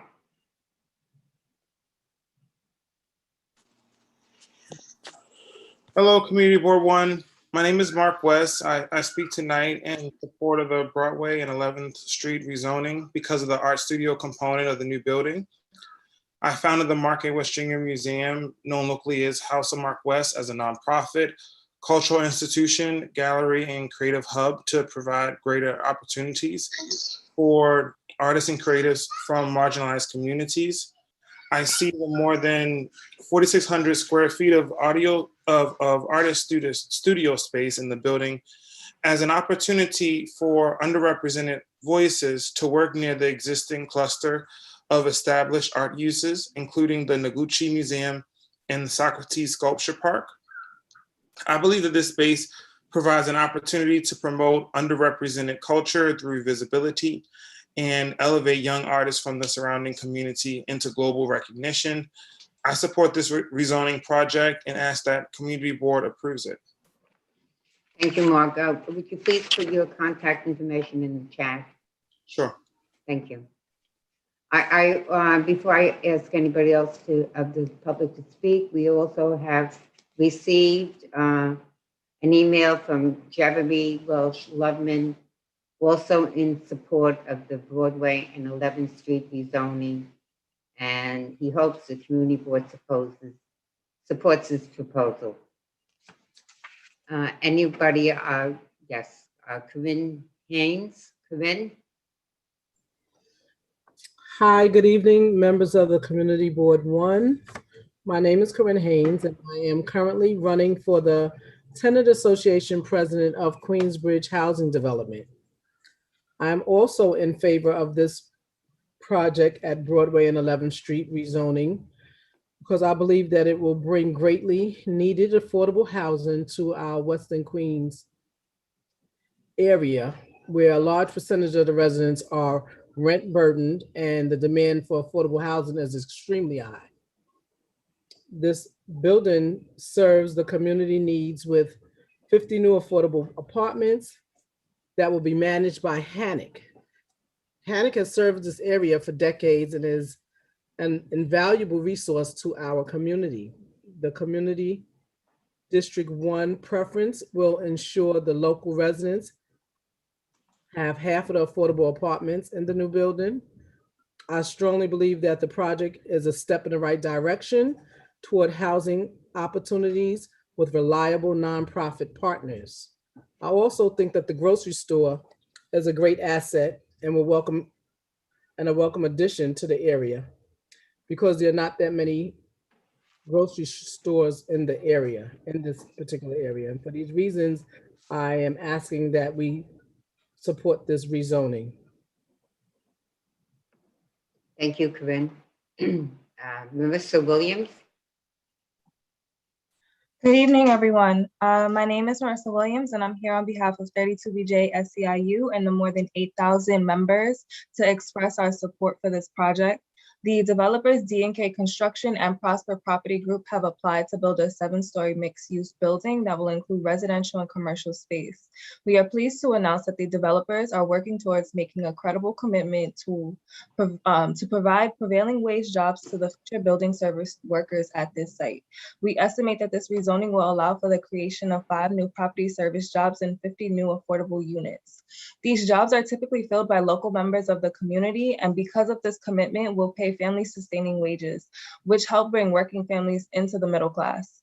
The percentage of affordable apartments are needed for working people in Queens. This affordable housing and commitment to good prevailing wage jobs will give opportunity for upward mobility, security, and dignity to working class families. 32BJ supports responsible developers who invest in the communities where they build. We know that this development will continue to uphold the industry standard and provide opportunities for working families to thrive. Thank you. Thank you. Is there anyone else who would like to speak on this project? Yes, Pastor Cohen Mason. Yes, Pastor, go ahead, please. I'm Pastor Cohen Mason of the Community Church of Astoria. Our church is about 2 blocks away from this project at 1442 Broadway, right next to Long Island City High School. This has been the home of Community Church of Astoria for 86 years, and our congregants are local residents. I'm here to express my support for the Broadway and 11th Street rezoning. This rezoning will help transform the property from its current dilapidated state into a new apartment building with a grocery store, local retail, artist studios, and affordable housing. Right now, the neighborhood is lacking places to shop, affordable apartments, and jobs. I applaud the rezoning effort as a step towards a better Ravenswood. With this rezoning, our congregants will have a grocery store to buy fresh food. We will see new affordable housing at low income levels, which is a priority needed in the community. We will also see new employment both during construction and with permanent positions when it's built. I look forward to welcoming our new neighbors on Broadway and recommend the Community Board One's approval. Thank you. Thank you. Kate Peterson. Kate. Hey, so I dropped a few things in chat, but I just, as always, was concerned with the solid waste management side of things, particularly since there aren't any public litter baskets in that area currently, since it's not zoned as mixed use or commercial. So that would entirely need to change. And then also curious about what the building's plans are for its own solid waste management plan and whether they plan to construct containerized waste systems. There was previously an initiative to require that of new construction over 300 units. I don't know that that has actually ever been put into effect because it was happening during the initial part of COVID, but I would love to know that they are going to do that regardless of whether or not it's a law, because I think it will benefit the surrounding neighborhood. Thanks. Madam Chair, could I respond to that, Steve Sinacori? Go ahead, Steve. Yes, as far as the containerizing the waste, we think that's an excellent idea. I've done that on a project in Brooklyn on Tillery Street. It really was effective rather than having piles of garbage on the street. We worked with the Department of Sanitation and we got buy-in to create a containerized waste system to hold containerized waste facility to hold all of the garbage for the building. So we'd be happy to do that. We think that it is really something a positive and sort of thoughtful and outside the box. So we're happy to work on that. Thank you. Is there anyone else who has a comment or question on this project? Yes, good evening. I am Pastor Gilbert Pickett, senior pastor, Mount Horeb Baptist Church in Corona, Queens, lifelong resident of Queens. I also serve as the moderator of Eastern Baptist Association, 110 churches throughout Queens, Brooklyn, Nassau, and Suffolk, and many of the congregants of the Mount Horeb Church in Corona live in Ravenswood, as well as the Queensbridge housing, along with Astoria and various parts of Western Queens. And I am in support of this particular project. It's a needed and necessary project as far as the housing, knowing that this is an underserved community, as far as the opportunity for stores and shops and workplaces that will be developed, jobs that will be made available. And so I'm excited about what's going to take place there on 11th Street and that whole area. I think that the developers, have done an outstanding job in terms of the vision as well as the presentation. And so we know that Queens is a thriving borough, a major contributor to New York City.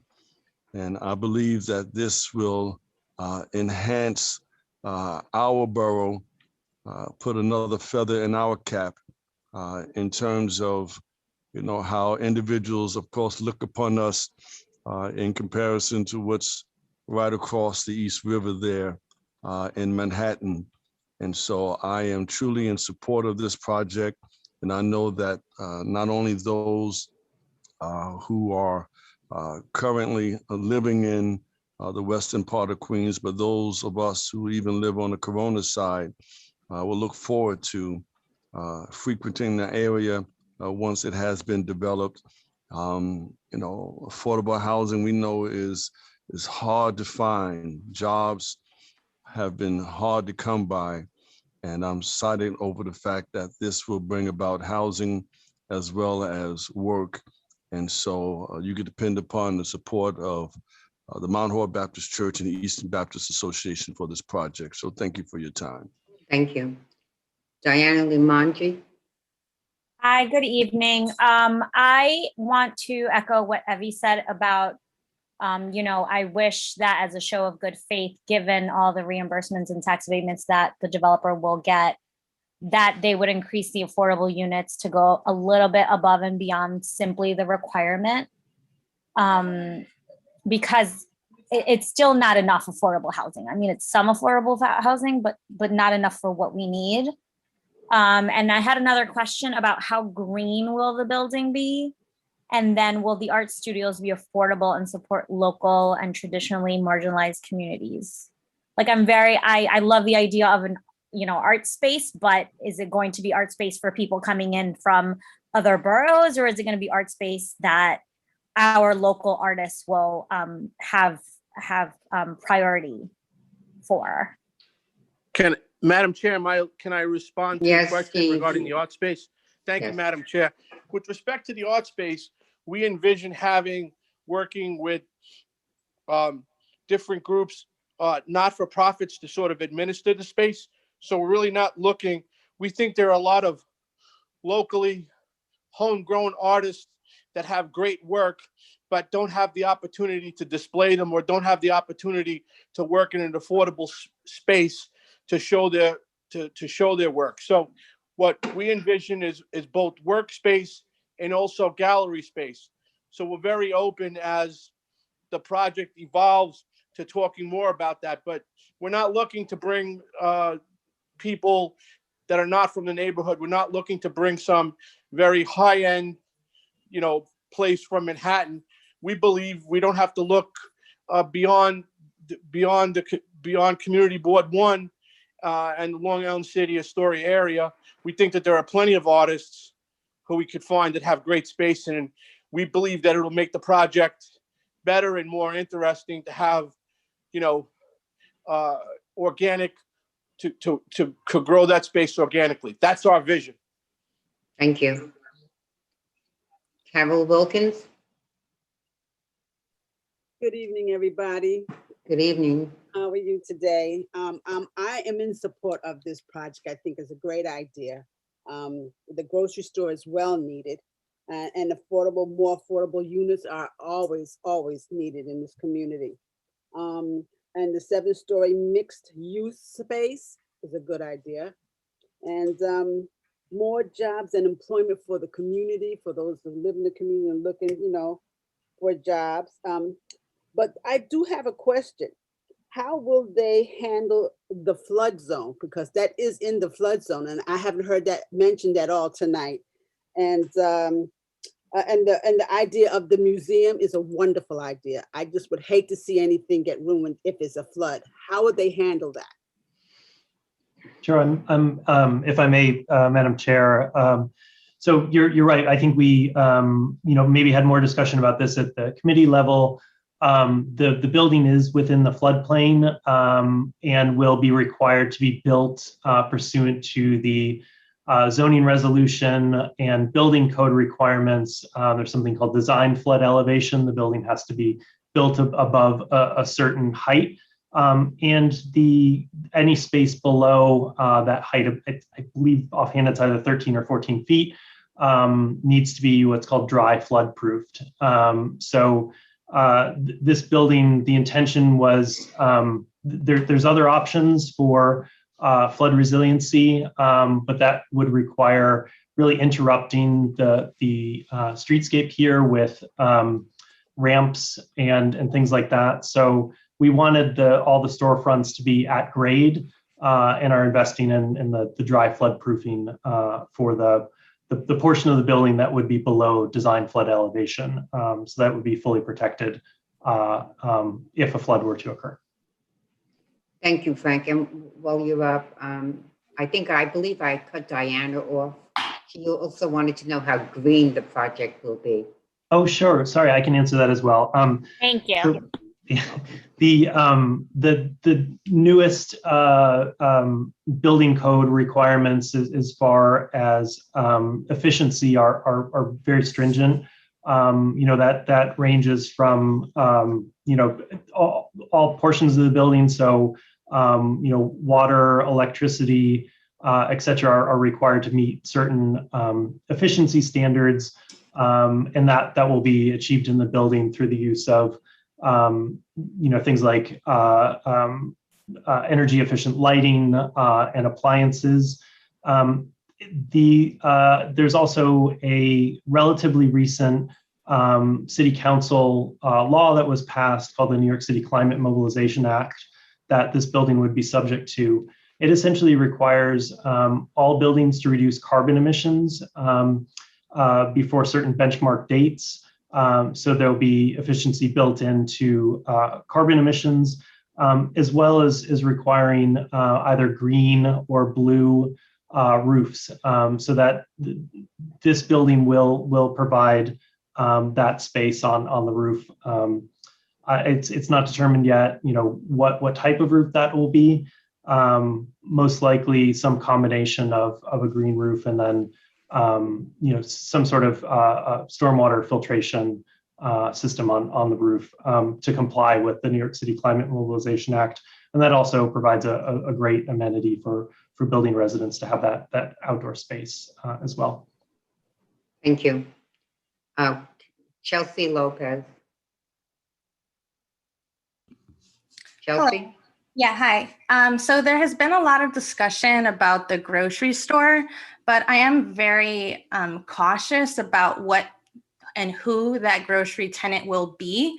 Based on your presentation, it seems like you already have an idea of who that grocery tenant might be. And while we do need a grocery store, we also need affordable food options. We don't need, and what I've been seeing happening a lot in Community Board 1 is expensive food options, such as Food Cellar and places like that. So while we do need fresh food, organic food, we need them at an affordable price. So I think that that's one of my main concerns. And I would just like to echo what has been said about the affordable housing and this presentation doing the bare minimum of what's required. This community deserves a lot more, and this community needs a lot more than what's being offered. Frank, is there a proposed tenant?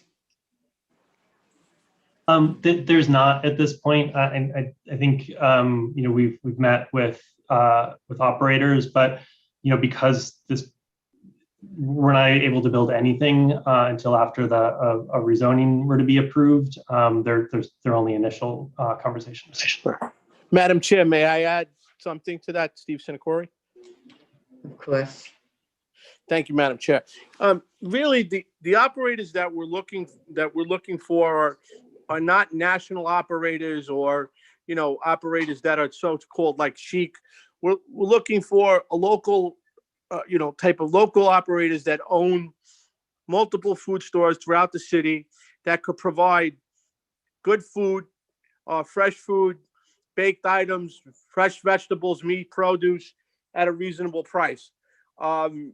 Because we think that you know, that this supermarket will have to appeal to a lot of people, all the new residents coming in, as well as our neighbors in the public housing complexes. So we're not looking to bring in a very expensive grocery store, just, you know, for the record. So we're being very careful in our discussions, and that's really, you know, what we're honing in on.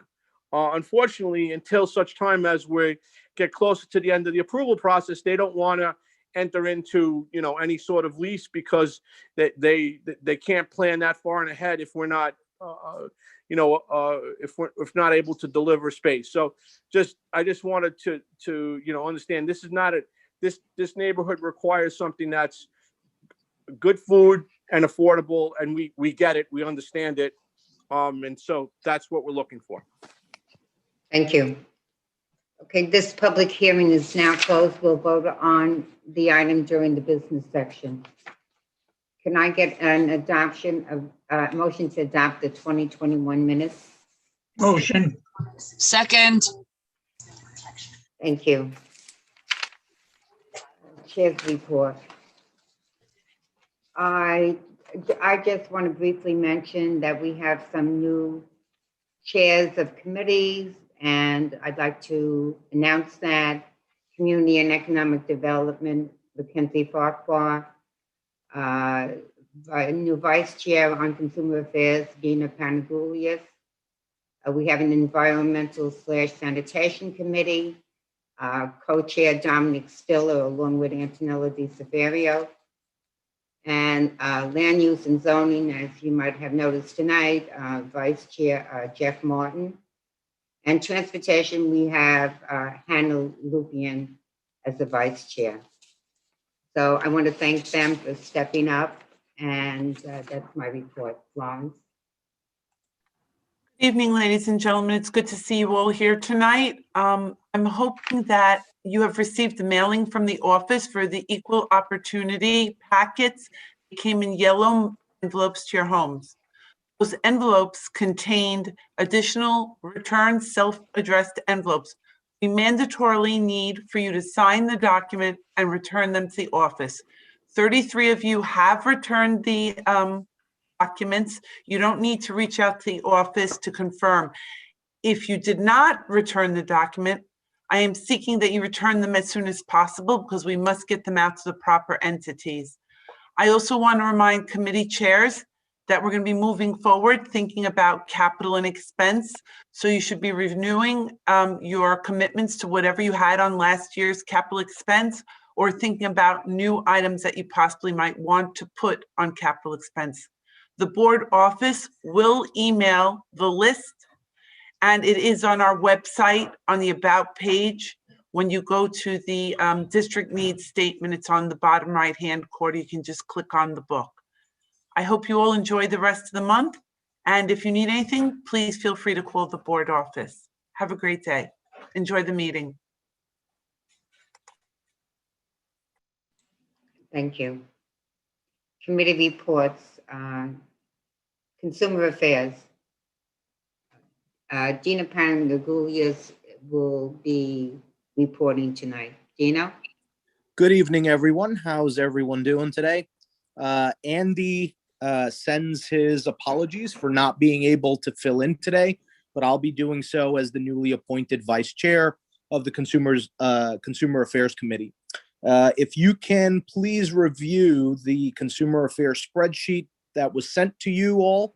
The entities with which we agree to stipulations are marked, and we will be asking for a motion to approve Community Board 1 stipulations, except for one, Melody Cafe located at 25-95 Steinway Street.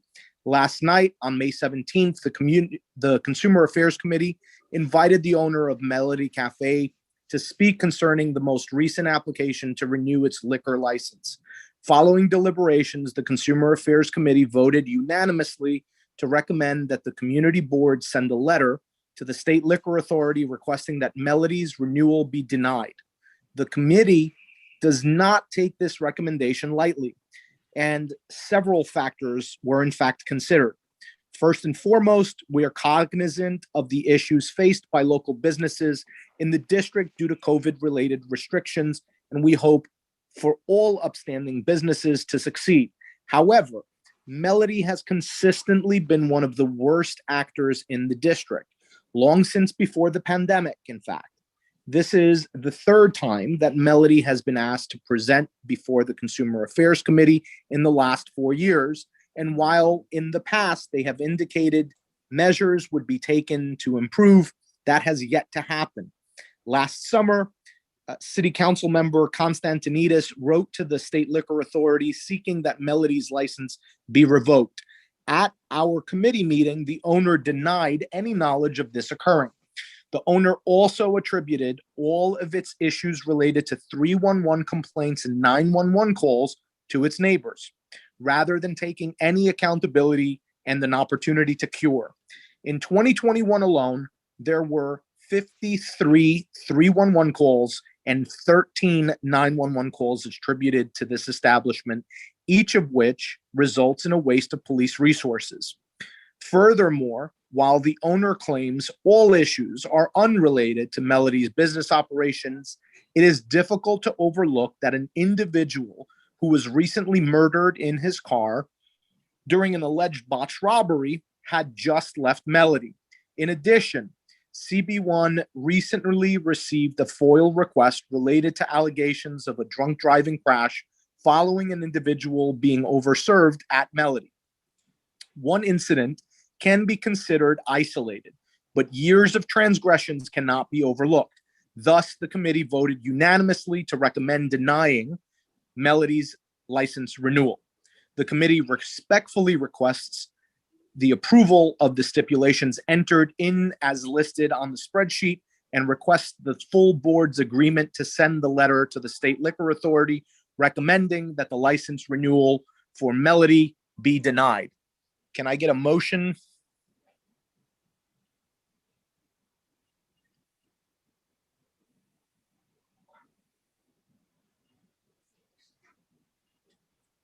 Okay, I'm sorry. Yeah, I'm on the committee, but I make a motion to adopt Dino's suggestion. I second that. Second. Anyone Thank opposed? you. Seeing no one, the motion carries, Dino. Thank you. Thank you. Thank you. Environmental sanitation. We have added a sanitation component to the environmental committee, and it's now chaired by Antonella DeSeverio and Dominic Stiller. Antonella? Yes, Dominic, are you okay if I give this the update from this last month? Giving you a thumbs up. Okay, awesome. All right. So on May 4th, we had a presentation by international expert on broadband and 5G technology, Tim Shekel. He discussed the wireless technology risks caused by 5G and offered up a safer municipal option for the public. Would love to provide any of the legislative reps that are on this Zoom session with more info, since we need to address the safety implications before any additional rollout of 5G. Please reach out to Florence and we could get whatever info we can to you. We'll get the slide deck to you that he did. He was phenomenal. He answered so many questions. And you know, he's an unbiased, with no conflict of interest person. The next meeting we have is on June 9th. We'll have it with Department of Sanitation. I also wanted to let you know that we have 2 new members and welcome to the committee, Helena Biola and Juliet Fayab, sorry if I butchered your last name, Juliet. Dominic, did you want to add anything? No, he's okay. All right, until next month. Take care. Thank you. Housing, Evie Huntsopoulos. Sure. Hi, the Housing Committee met last night. We had our guest Assembly member Zoran Mamdani, and he talked about some of the things that were happening on the state level. I'm just going to read from my notes here. One of them is that the rent relief program will be accepting applications soon. I'm sure Ayat is probably going to talk about that later, but basically that's $2.4 billion that will be administered by the state ODTA, and will pay up to 1 year of rent and utilities, plus up to 3 additional months directly to landlords. Both the tenant and the landlord will need to sign the application, and there are criteria that will need to be met in order to receive the aid, but they are going to prioritize folks living in mobile homes, people who have a pending eviction case, areas that are disproportionately affected by COVID, buildings with 20 units or fewer, and then survivors of domestic violence, human trafficking, and also veterans. There's more on that. I'm sure his office will provide more information, but that is aid that will be coming down to help with those people who haven't been able to pay their rent. And like I said, it will go directly to the landlords. In addition, he talked about the fact that the eviction moratorium is being extended through August 31st. And the state legislator is considering bills regarding 421A and also good cause eviction. So those are kind of the things that he talked about. And then afterwards, as a committee, we talked about MIH. We talked about how to track projects within the Department of City Planning's zoning application portal, so that we could be kind of kept up to date in terms of where some of these larger rezonings are going and how that ties into affordable housing. And then just trying to make sure that everybody on the committee is familiar with MIH and how it works, and how you really kind of have to drill down to the nitty gritty to really get the complete picture of actually what is being provided and whether or not it is adequate for our community. So that's pretty much it for the Housing Committee. Thanks. Thank you. I have a quick question. Evie, is these rental funds retroactive, or are they just going forward? I think it's, I think it's from last year. So it's retroactive? Yeah, pretty sure, but I'll let her chime in. Yes, Okay. I can quickly jump in. The rental arrears are effectively back pay. So they're covering rent that folks were unable to pay over the last year since the pandemic. Okay, thank you. Land use and zoning, Jerry Caliendo, Jeff Martin. Jerry, I believe you're taking the text amendments. Yes, there's actually 2 items that need to be voted on. One is the accessibility text amendment, which was postponed from the last meeting, and also the hotel text amendment. So I'll start with the hotel text amendment. There was a motion, at the last committee meeting, a motion was carried unanimously, 10 in favor and none opposed, to recommend that the board disapprove the application for a citywide hotel special permit text amendment.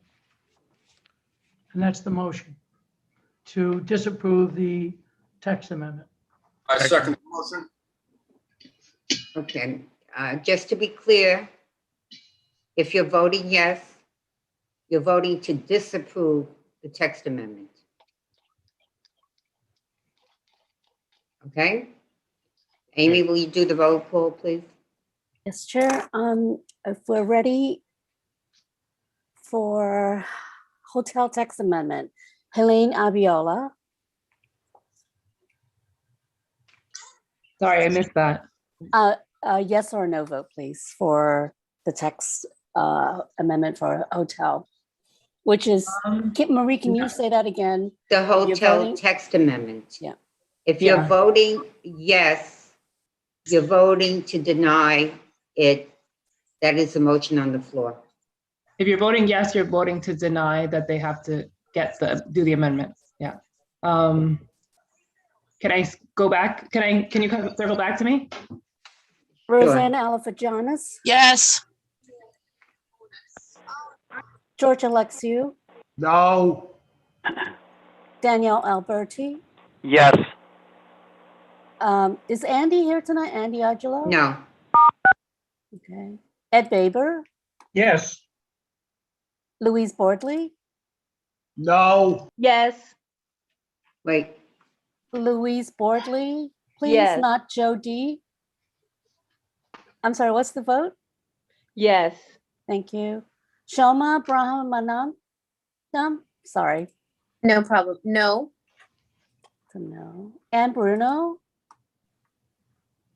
Not here. Sorry, George can Al- you reconfirm George Alexiou's vote? I think Joe D actually answered. No, George, I heard George Alexiou.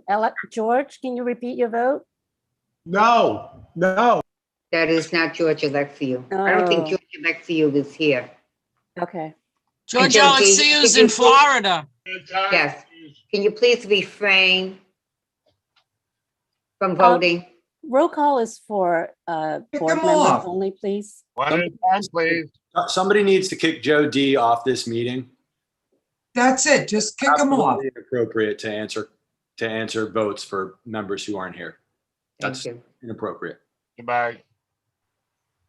Thank you. Okay, continuing. And Joe has been Bruno? removed. Joe has been removed. Thank Good. you. And Bruno is not here, right? Jerry Caliendo, Yes.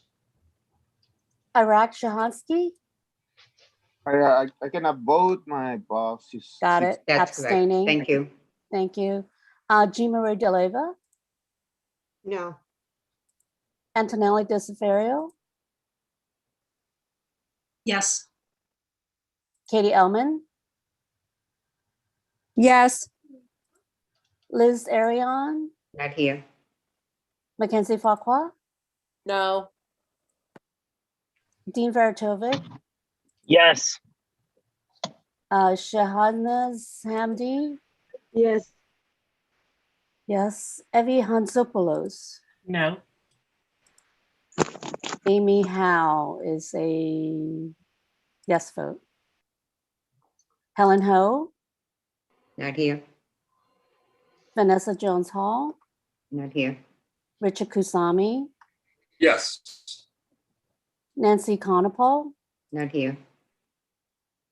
Amar Khan, Yes. thank you. Jerry Krill, Not here.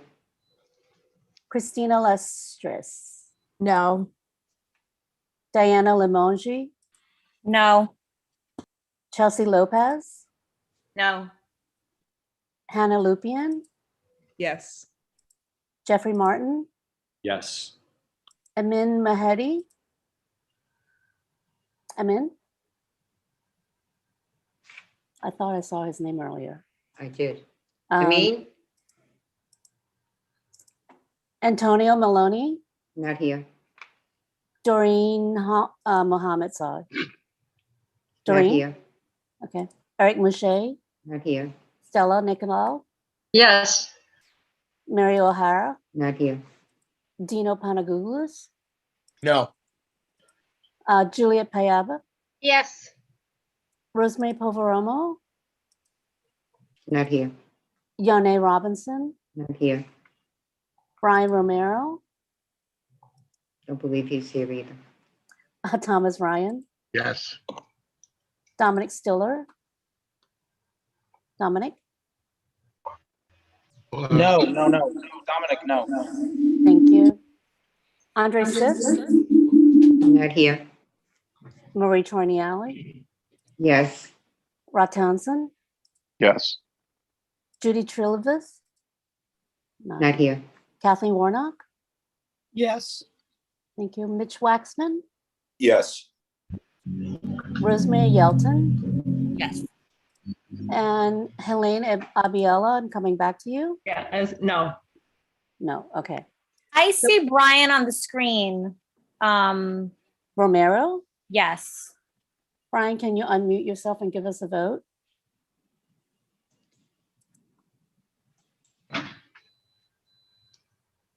He is unmuted is the odd part. Oh, Yep, come on. Also, I saw Jerry Krill on And the Jerry, screen. I see you, Jerry. Are you voting on this item? Jerry? Jerry? Jerry Krill gave a thumbs down. Maybe he's got a volume problem. But when you were calling the vote, you said not here, but he was on my screen and he gave a thumbs down. So I don't know if you can accept that. is that a no vote? I don't know. Jerry? Yeah, Oh, here you are. Jerry Can you- yeah, I can you- don't, I was on a computer. I don't have audio on my computer. Oh, sorry. God is. Okay, we're taking a vote on, Yes, the it's Hotel a, text amendment. yes, so you're I think- voting yes? yes. Thank you so much. Thank you. And Amy? Brian? Amy, Okay. what do you have for Rosemary Yelton, please? Amy, Yes. Rosemary, Rosemary Elton was a yes vote. yes. thank you very much.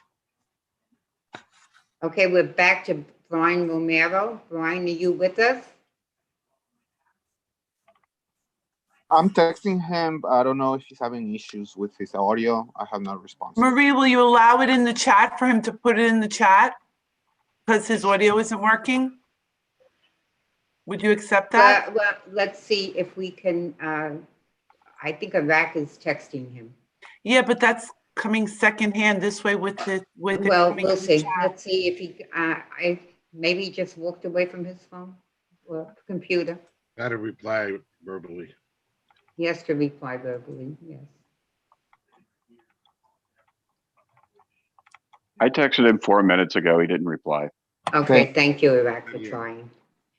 Shall I call the vote count? Yes, yes, thank you, Amy. There are 22 yeses and 10 no, 1 abstention. That's Iraq, correct? Yes. Okay, thank you. The motion carries. Thank you. So, Jerry, back to you.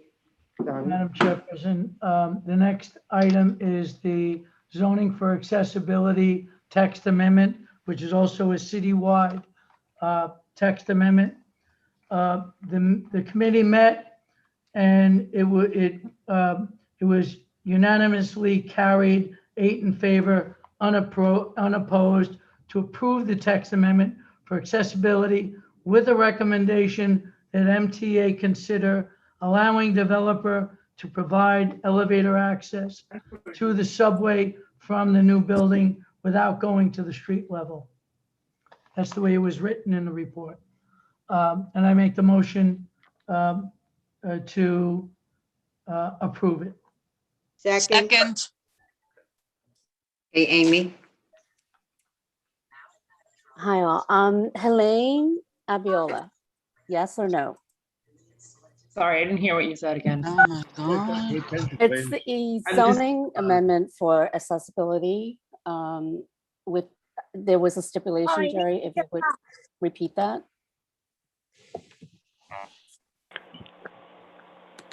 I'm never gonna get through. Helene, can you hear us? Yeah, I can hear. Okay, this is the text amendment that we went over last month and it went back to committee. Mm-hmm. Okay, are you ready to vote on that? No, I'll say. I mean, I'm ready to vote. My vote is a no. Okay. Thank you. Roseanne Alfajanis, Yes. Georgia Alexiou, not here. Daniel Alberti, Yes. thank you. No Andy. Ed Baber, Yes. thank you. Louise Boardley. Shoma, oh, thank you. Shoma Braham, I'm so sorry for butchering this last name. I will try. Is No it worries. Brahma? Brahma? It's Brahmanandam. Brahmanandam. Thank you. Anyway, my vote is yes. Thank you. And Bruno? And Oh no! Quiet, please. Jerry Caliendo? Jerry? Yes. Arak Shahansky? It's same as previous. I cannot vote on this. Gotcha. Jean Marie DeLeva, Yes. Antonella De Severio, Yes. Katie Elman, Yes. Liz Arion's not here, right? Correct. Mackenzie Fakwa, Yes. thank you. Dean Veritovic. Dean? Yes, Thank yes. you. Shahana Samdi, Yes. thank you. Evie Hansopoulos, Yes. Amy Howe is a yes. Helen Ho, Not not here. here. Vanessa Hall, Jones Hall, not here. Not here. Richard Kusami. Richard, Yes. thank you. Nancy Conopal, Not here. Amir Khan, Amr, and yes. Amr, sorry. No worries. Yes, thank you. Jerry Krill. Jerry, should we give him a Jerry? minute?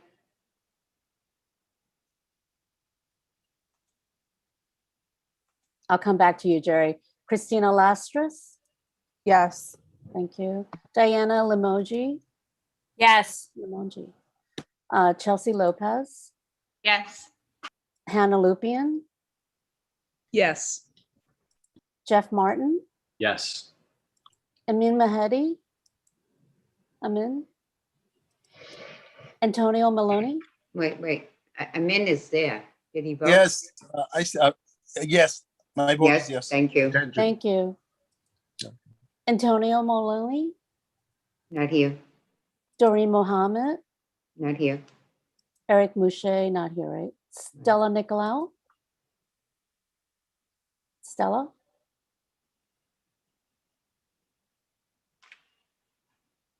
Stella, are you Yes. still here? Yes. Thank you. I was muted.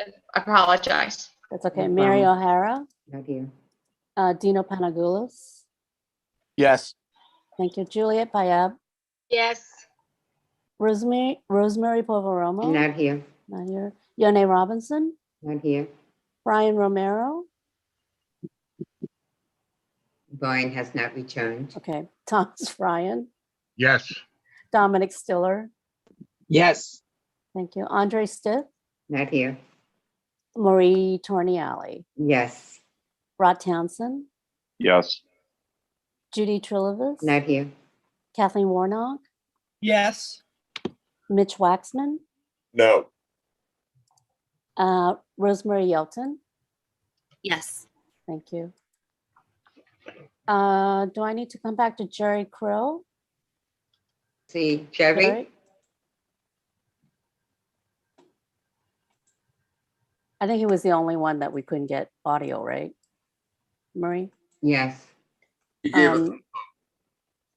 Jerry? Can we accept the thumbs up? Well, he's obviously on the phone. Yes? Okay. Is that a yes? Yes. Yes vote. Okay. Okay. So the vote count, Madam Chair, is 32 yes, 2 noes, and 1 abstention. Thank you. Motion carries. Thank you. Okay, Jeff, I believe it's time for the Broadway and 11th Street rezoning. Madam Chair, I'm sorry? Tom Ryan has to make, I have to say that my wife works for Ackerman and I cannot vote in this measure. Okay, thank you, Tom. Hey, Jeff, are you ready? I'm here, I'm ready, yes. So the committee heard the Broadway and 11th Street rezoning earlier this month on May 5th. The application was filed with the Department of City Planning prior to our meeting. And as we heard today, the applicant is requesting a zoning text amendment to rezone from R5 to M14, R7A, to establish the project area as MIH area and to establish a special zoning district in Ravenswood. Please mute everyone. The committee recommended approval with 4 in favor, 2 opposed, and 3 not voting for cause. The committee found that the zoning text amendment to rezone with a 4.6 FAR with building heights 5 to 6 stories along 33rd Avenue and 7 stories along Broadway. We found it appropriate to the scale of the neighborhood, especially given the adjacent zoning and building heights. We appreciated the use of the special zoning district, which would bring a variety of commercial opportunities to this area, which is sorely needed. We appreciated the applicant's revisions to the number of 2 and 3 bedroom units, increasing those, and the services of HANIC to manage the MIH need. We also like what we heard from the developer in terms of sustainability initiatives, including the brownfield cleanup of the site, the required flood resilience measures, and other energy saving requirements. And we urge the developer to continue to push sustainability measures as they continue along with this project. And we'll call a vote now. So the motion is for approval of the rezoning. The motion for approval, yes. Yeah, Second. Second. Thank you. Any discussion? Okay, Amy, I'm sorry again. That's okay. Helena Abiola. Yes. Thank you. Roseanne Alvajanis. Yes. George Alexiou. Not here. Danielle Alberti. Yes. Andy not here. Ed Baber. Ed Baber. Yes. Thank you. Louise Boardley. Yes. Shoma Brahman Nanda. Yes. Anne Bruno. Jerry Caliendo is an abstention, right? Abstain. Arak Shahansky. That's an abstention too, I believe. Yes, sorry, your lips are gonna be like that. Yes, thank you. Okay. Jean Marie DeLeva. Yes. Antonella De Severio. No. Katie Elman. No. Liz Arion, not here. Mackenzie Fuaqua. No. Dean Veritovic. No. Shahana Samti. I cannot vote. I work at HANIC. I'm sorry? Oh, okay. So I you're work an at HANIC. abstention. Abstain. Thank Yes. you. Evie Hansopoulos. No. Amy Hauser, yes. Helen Ho, not here. Vanessa Jones Hall, not Not here. here. Right? Rich Kusami. Richard. Yes. Nancy Conopal. Not here. Amar Kott. Yes. Yes. Jerry Krill. We'll come back to Jerry. Christina Lastras. No. Diana Lamongi. No. Chelsea Lopez. No. All right. Hannah Lupian. Yes. Hannah. Yes. Thank you. Jeff Martin. Yes. Amin Mahedi. No. Thank you. Antonio Maloney. Not here. Doreen Mohammed. Not here. Eric Mouche. Not here. Not here. Stella Nicolau. No. Mary O'Hara. Not here. Not here. Dino Panagoulias. Dino? Yes. Thank you. Juliet Payaba. No. Rosemary Poveromo. Not here. Yone Robinson. Yes. Brian Romero. Brian, are you back? No. No, okay. Thomas Ryan, we already got your abstention. Dominic Stiller. Dominic? No. Andre Stith. Not here. Marie Tornielli. Yes. Rod Townsend. Yes. Judy Triliva's not here, right? Kathleen Warnock. No. Mitch Waxman. No. Rosemary Yelton. Yes. Okay, the count is, Madam Chair, 17 for yes, 14 for no, and 4 abstention. Those we will come be back to Jerry noted, Crow? I'm sorry, those will be noted, not voting for cause. I'm sorry. Okay, Yeah. thank you. Okay, motion carries. Thank you. Let me ask you, we have another committee report, Jerry, in addition to the vote? No, I believe that's it, Madam Chair. Okay, thank you.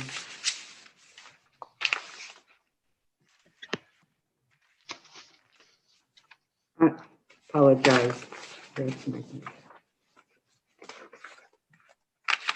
I just want to apologize to Stella before. I did not announce that she's the new chair of youth education and library. Okay, Parks and Recreation and Cultural Services, Kathleen or Katie? Hi, this is Kathleen, and we had a busy meeting this month. We welcomed our new members and we heard presentations from the museum. Are you hearing an echo? Okay. Somebody must have 2 devices on. If you're turning on 2 devices, please shut one volume. Okay, so yeah, we heard from the Museum of the Moving Image and from the parks. Now, the Museum of the Moving Image has now extended its hours when people can come in. They are now on Friday, Saturday, and Sunday. They are offering screenings in the museum. They are also continuing their series online and will continue their drive-in movies at the Museum of Science throughout the summer. So that's going on there. And in the parks, one of the things we took away was that the parks have really been beaten up this year because they were a place where people could gather. So there are a lot of volunteer events all over the city, and including one Friday, at Queensbridge Park. I'm going to post a link in the chat which goes to where you can sign up for stuff and find out other events being conducted with them. And yeah, that's the City Parks Foundation. So also the Socrates opened its latest exhibit May 15th. And in fact, coming up, they will return to having a farm stand and yoga and meditation classes on the weekends. I don't think they're having as many classes as they did before, but in June, there will be public free classes. And let's see, also regarding the parks, as some of you know already, the Astoria Park Outdoor Film Series commenced last week. They're still asking you to practice social distancing, but they are showing movies outdoors and you're welcome to attend. And the pool at Astoria Park is on track to open in June. And Parks is aware of some of the extreme noise from dirt bikes in the parks and around the area, and is working with the community board, the 114th Precinct, and the Astoria Park Alliance to combat this problem. And last but not least, some of you may have seen that the Ryu Dance Company, which had been around here in Queens for 27 years, is another victim of the pandemic. And currently there is a lot of interest in the arts community at seeing if the space that they renovated and opened, which is a gorgeous brand new theater and dance space, can be retained as such. And I know that there has been some action from the League of Independent Theaters and a few other people who would like to preserve as many spaces as possible in the performing arts, and especially in Queens. So I think that is about it for our report, and we will meet again in September. Thank you. Transportation, Mitch?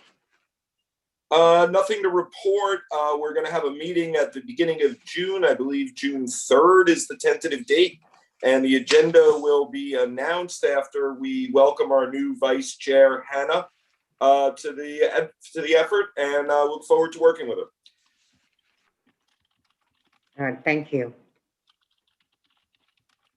Now, elected officials or their representatives, can you use the raise hand function, please, if you would like to speak? The only person I've heard of so far that would like to speak is Joe Loserino. And there's your hand.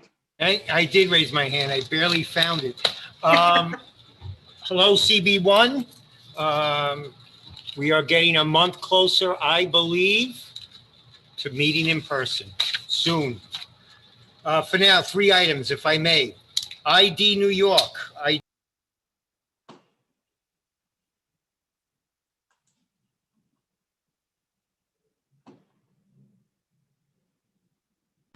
You're muted, Joe. You're muted.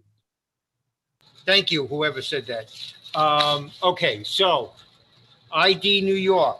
ID New NYC is a card for all New Yorkers from all backgrounds. Immigration status does not matter. You can now sign up for this free ID card here at Borough Hall. Go to our website and make an appointment. It is for individuals 10 years or older. May 20th, another recruitment fair. Starts at 2 o'clock, and that's this Thursday. Please go to our website to register. And last but not least, free movie night has returned, thanks to the borough president. May 19th, Inside Out. May 26th, Moonlight. It's at the Hall of Science. You must go to our website and register. Good to see you all. Maybe next month we'll be in person. Thank you, Madam Chair. All be well. Thank you, Joe. Ayat Husseini. Ayat. Hello, everyone. Thank you so much for having me. I'm here on behalf of Assembly Member Zahran Mamdani, who is very sorry that he can't be here today, but he is on his way up to Albany. We had just a couple of updates that I wanted to give. First of all, we were able to raise over $17,108 for food distribution during the Muslim holy month of Ramadan. 5,000 of those were raised through community funds, and we're very, very thankful for that. We're also very thankful to State Senator Mike Gianaris, State Senator Ramos for contributing as well.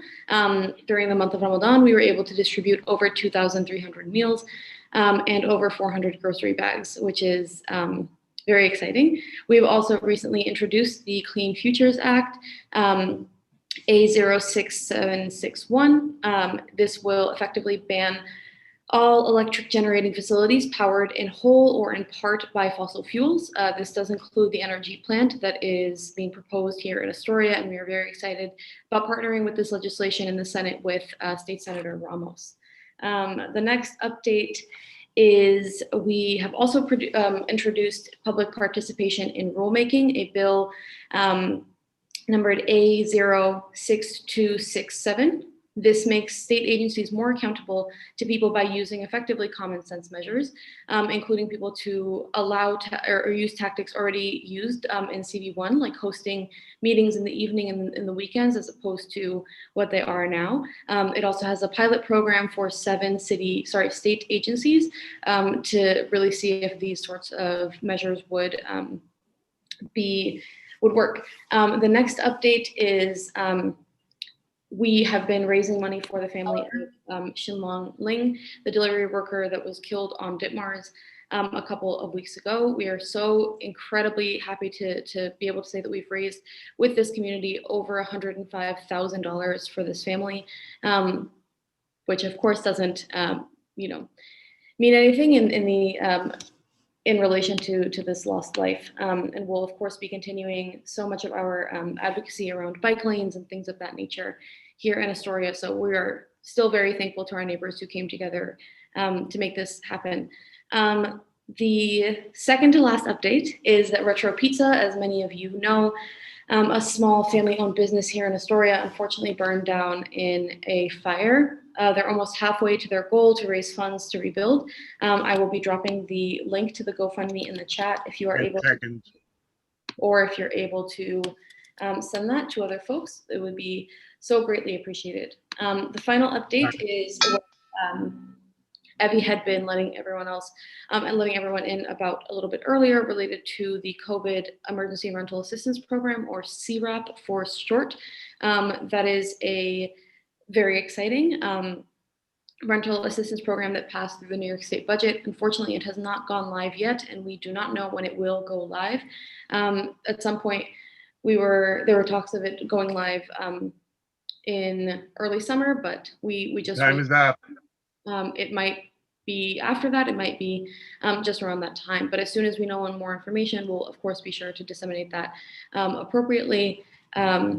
Yeah, that is all. Thank you so much for having us. Thank you, and apologies that we ran over and that the assembly member had to leave. No Thank worries you. at all. Thank you. Thank you. Mary Jo Bida. You hear me, Mary? Yes, yes. Good evening, Madam Chair. Thank you so much. This is Mary Jobaida, and I'm the representative of the Office of State Senator Jessica Ramos. Our office is now open to public, constituents, but by appointment only. We continue to help the constituents on phone. Our phone number is 718-205-3881. We receive many calls related to excluded workers fund. However, we do not have the complete application guidelines or the application form available yet. We can only ask the applicants to stay prepared with the updated tax filing. There will be two tiers, like for tier 1, which will offer $15,600. The applicant will need ITIN of 2018, 2019, or 2020 to qualify for the application. If an applicant cannot provide the documentation for tier 1, the applicant might be eligible for tier 2. I'm going to share that information on the chat. And beside that, there will be a Eid celebration. Happy Eid to everyone who completed the month of Ramadan. The Eid celebration will be on 26th in 34th Avenue, Open Street. And it's open to public, and you all are invited. Thank you. Thank you. Ernie Brooks. You're muted. Ernie, you're muted. Yeah, thank you. Thank you for giving me, I'll be very quick. And that was obviously a lot of important issues that were being talked about, issues of zoning and affordability of housing of great concern to Congresswoman Maloney. Was hoping she might be able to jump on tonight, but she's still voting in Washington. And she's obviously fighting for, and has been fighting for, getting the maximum money to New York State and to New York City from the American Rescue Plan. Part of what she's gotten is a lot of money that's going to be directed towards higher education venues, the colleges and universities in Queens. I mean, billions, well, many hundreds of millions are coming in for that.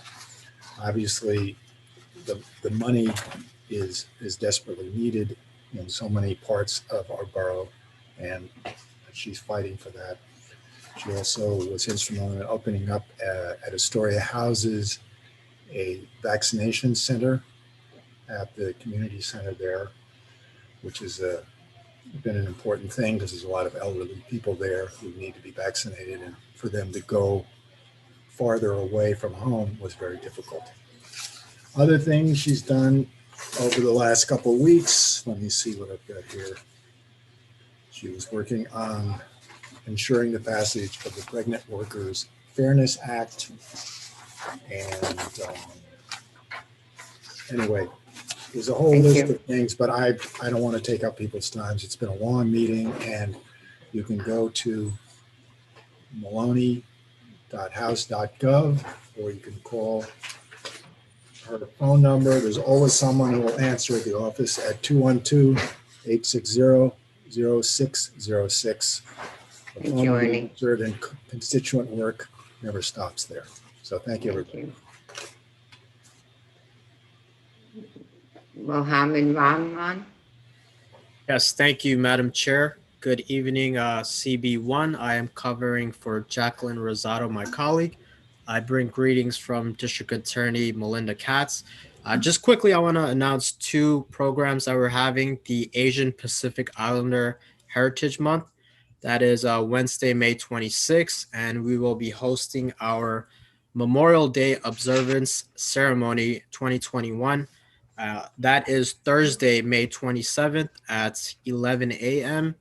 I will leave in the chat our website where you may register to view the event. And also I will be leaving my contact information should you need any assistance. Thank you. Thank you. Harris Khan? Hi, thank you, Chair. Yeah, two quick updates. This month, we sent a letter to President Biden about diversity, equity, and inclusion initiatives that the nation should take, following the model of some of the work we've done in the Comptroller's office. I'll drop that into the chat. I'll also drop a weekly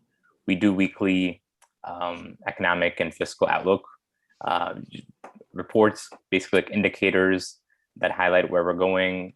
It really points to the fact that the economy is picking up. Jobs were at an all-time high in March.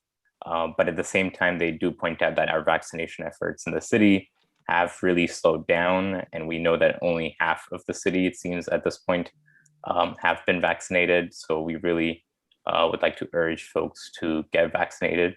And also I'll drop my contact information to the chat if there's any constituent issues with any city agencies, folks you represent or you work with that have any issues, feel free to share my number or my email address, and I'll be happy to get on them as soon as possible. And I'll drop my personal information to the chat. And I see a question, who do I represent? I represent the city controller, Scott Stringer. I'm the Queensborough liaison in the office. I cover Astoria and other parts of Queens for the office. Thank you. Thank you. Ms. Phillips? Hi, I'm Najee Phillips, filling in for Representative Ocasio-Cortez, just giving you guys two quick updates. As of May 3rd at 12 p.m., restaurants are able to apply for direct relief through the Restaurant Revitalization Fund through the Small Business Administration. This program will provide restaurants and other eligible businesses with funding equal to their pandemic-related revenue loss up to $10 million per business. The relief does not have to be repaid, provided that the funds are put towards eligible uses by March 11, 2023. Also, the new child tax credits, this passed through the $1.9 trillion American Rescue Plan in March in an effort to cut child poverty in half. The new child tax credit raises the 2020 limits from up to $2,000 per child to a maximum of $3,600. Qualified children ages 5 and under count for $3,600 maximum per child, and kids between 6 and 17 years old count for $3,000 maximum per child. And I will be leaving our office hours and my email in the chat. That's all I have.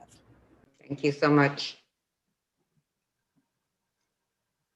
Is there any other elected official or representative? Okay, moving forward, we invite members of the public who are invited to speak. Please use the raise hand function. Everyone has 2 minutes.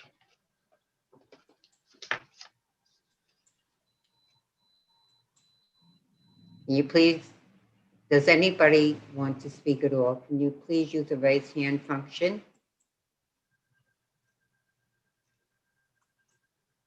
No one.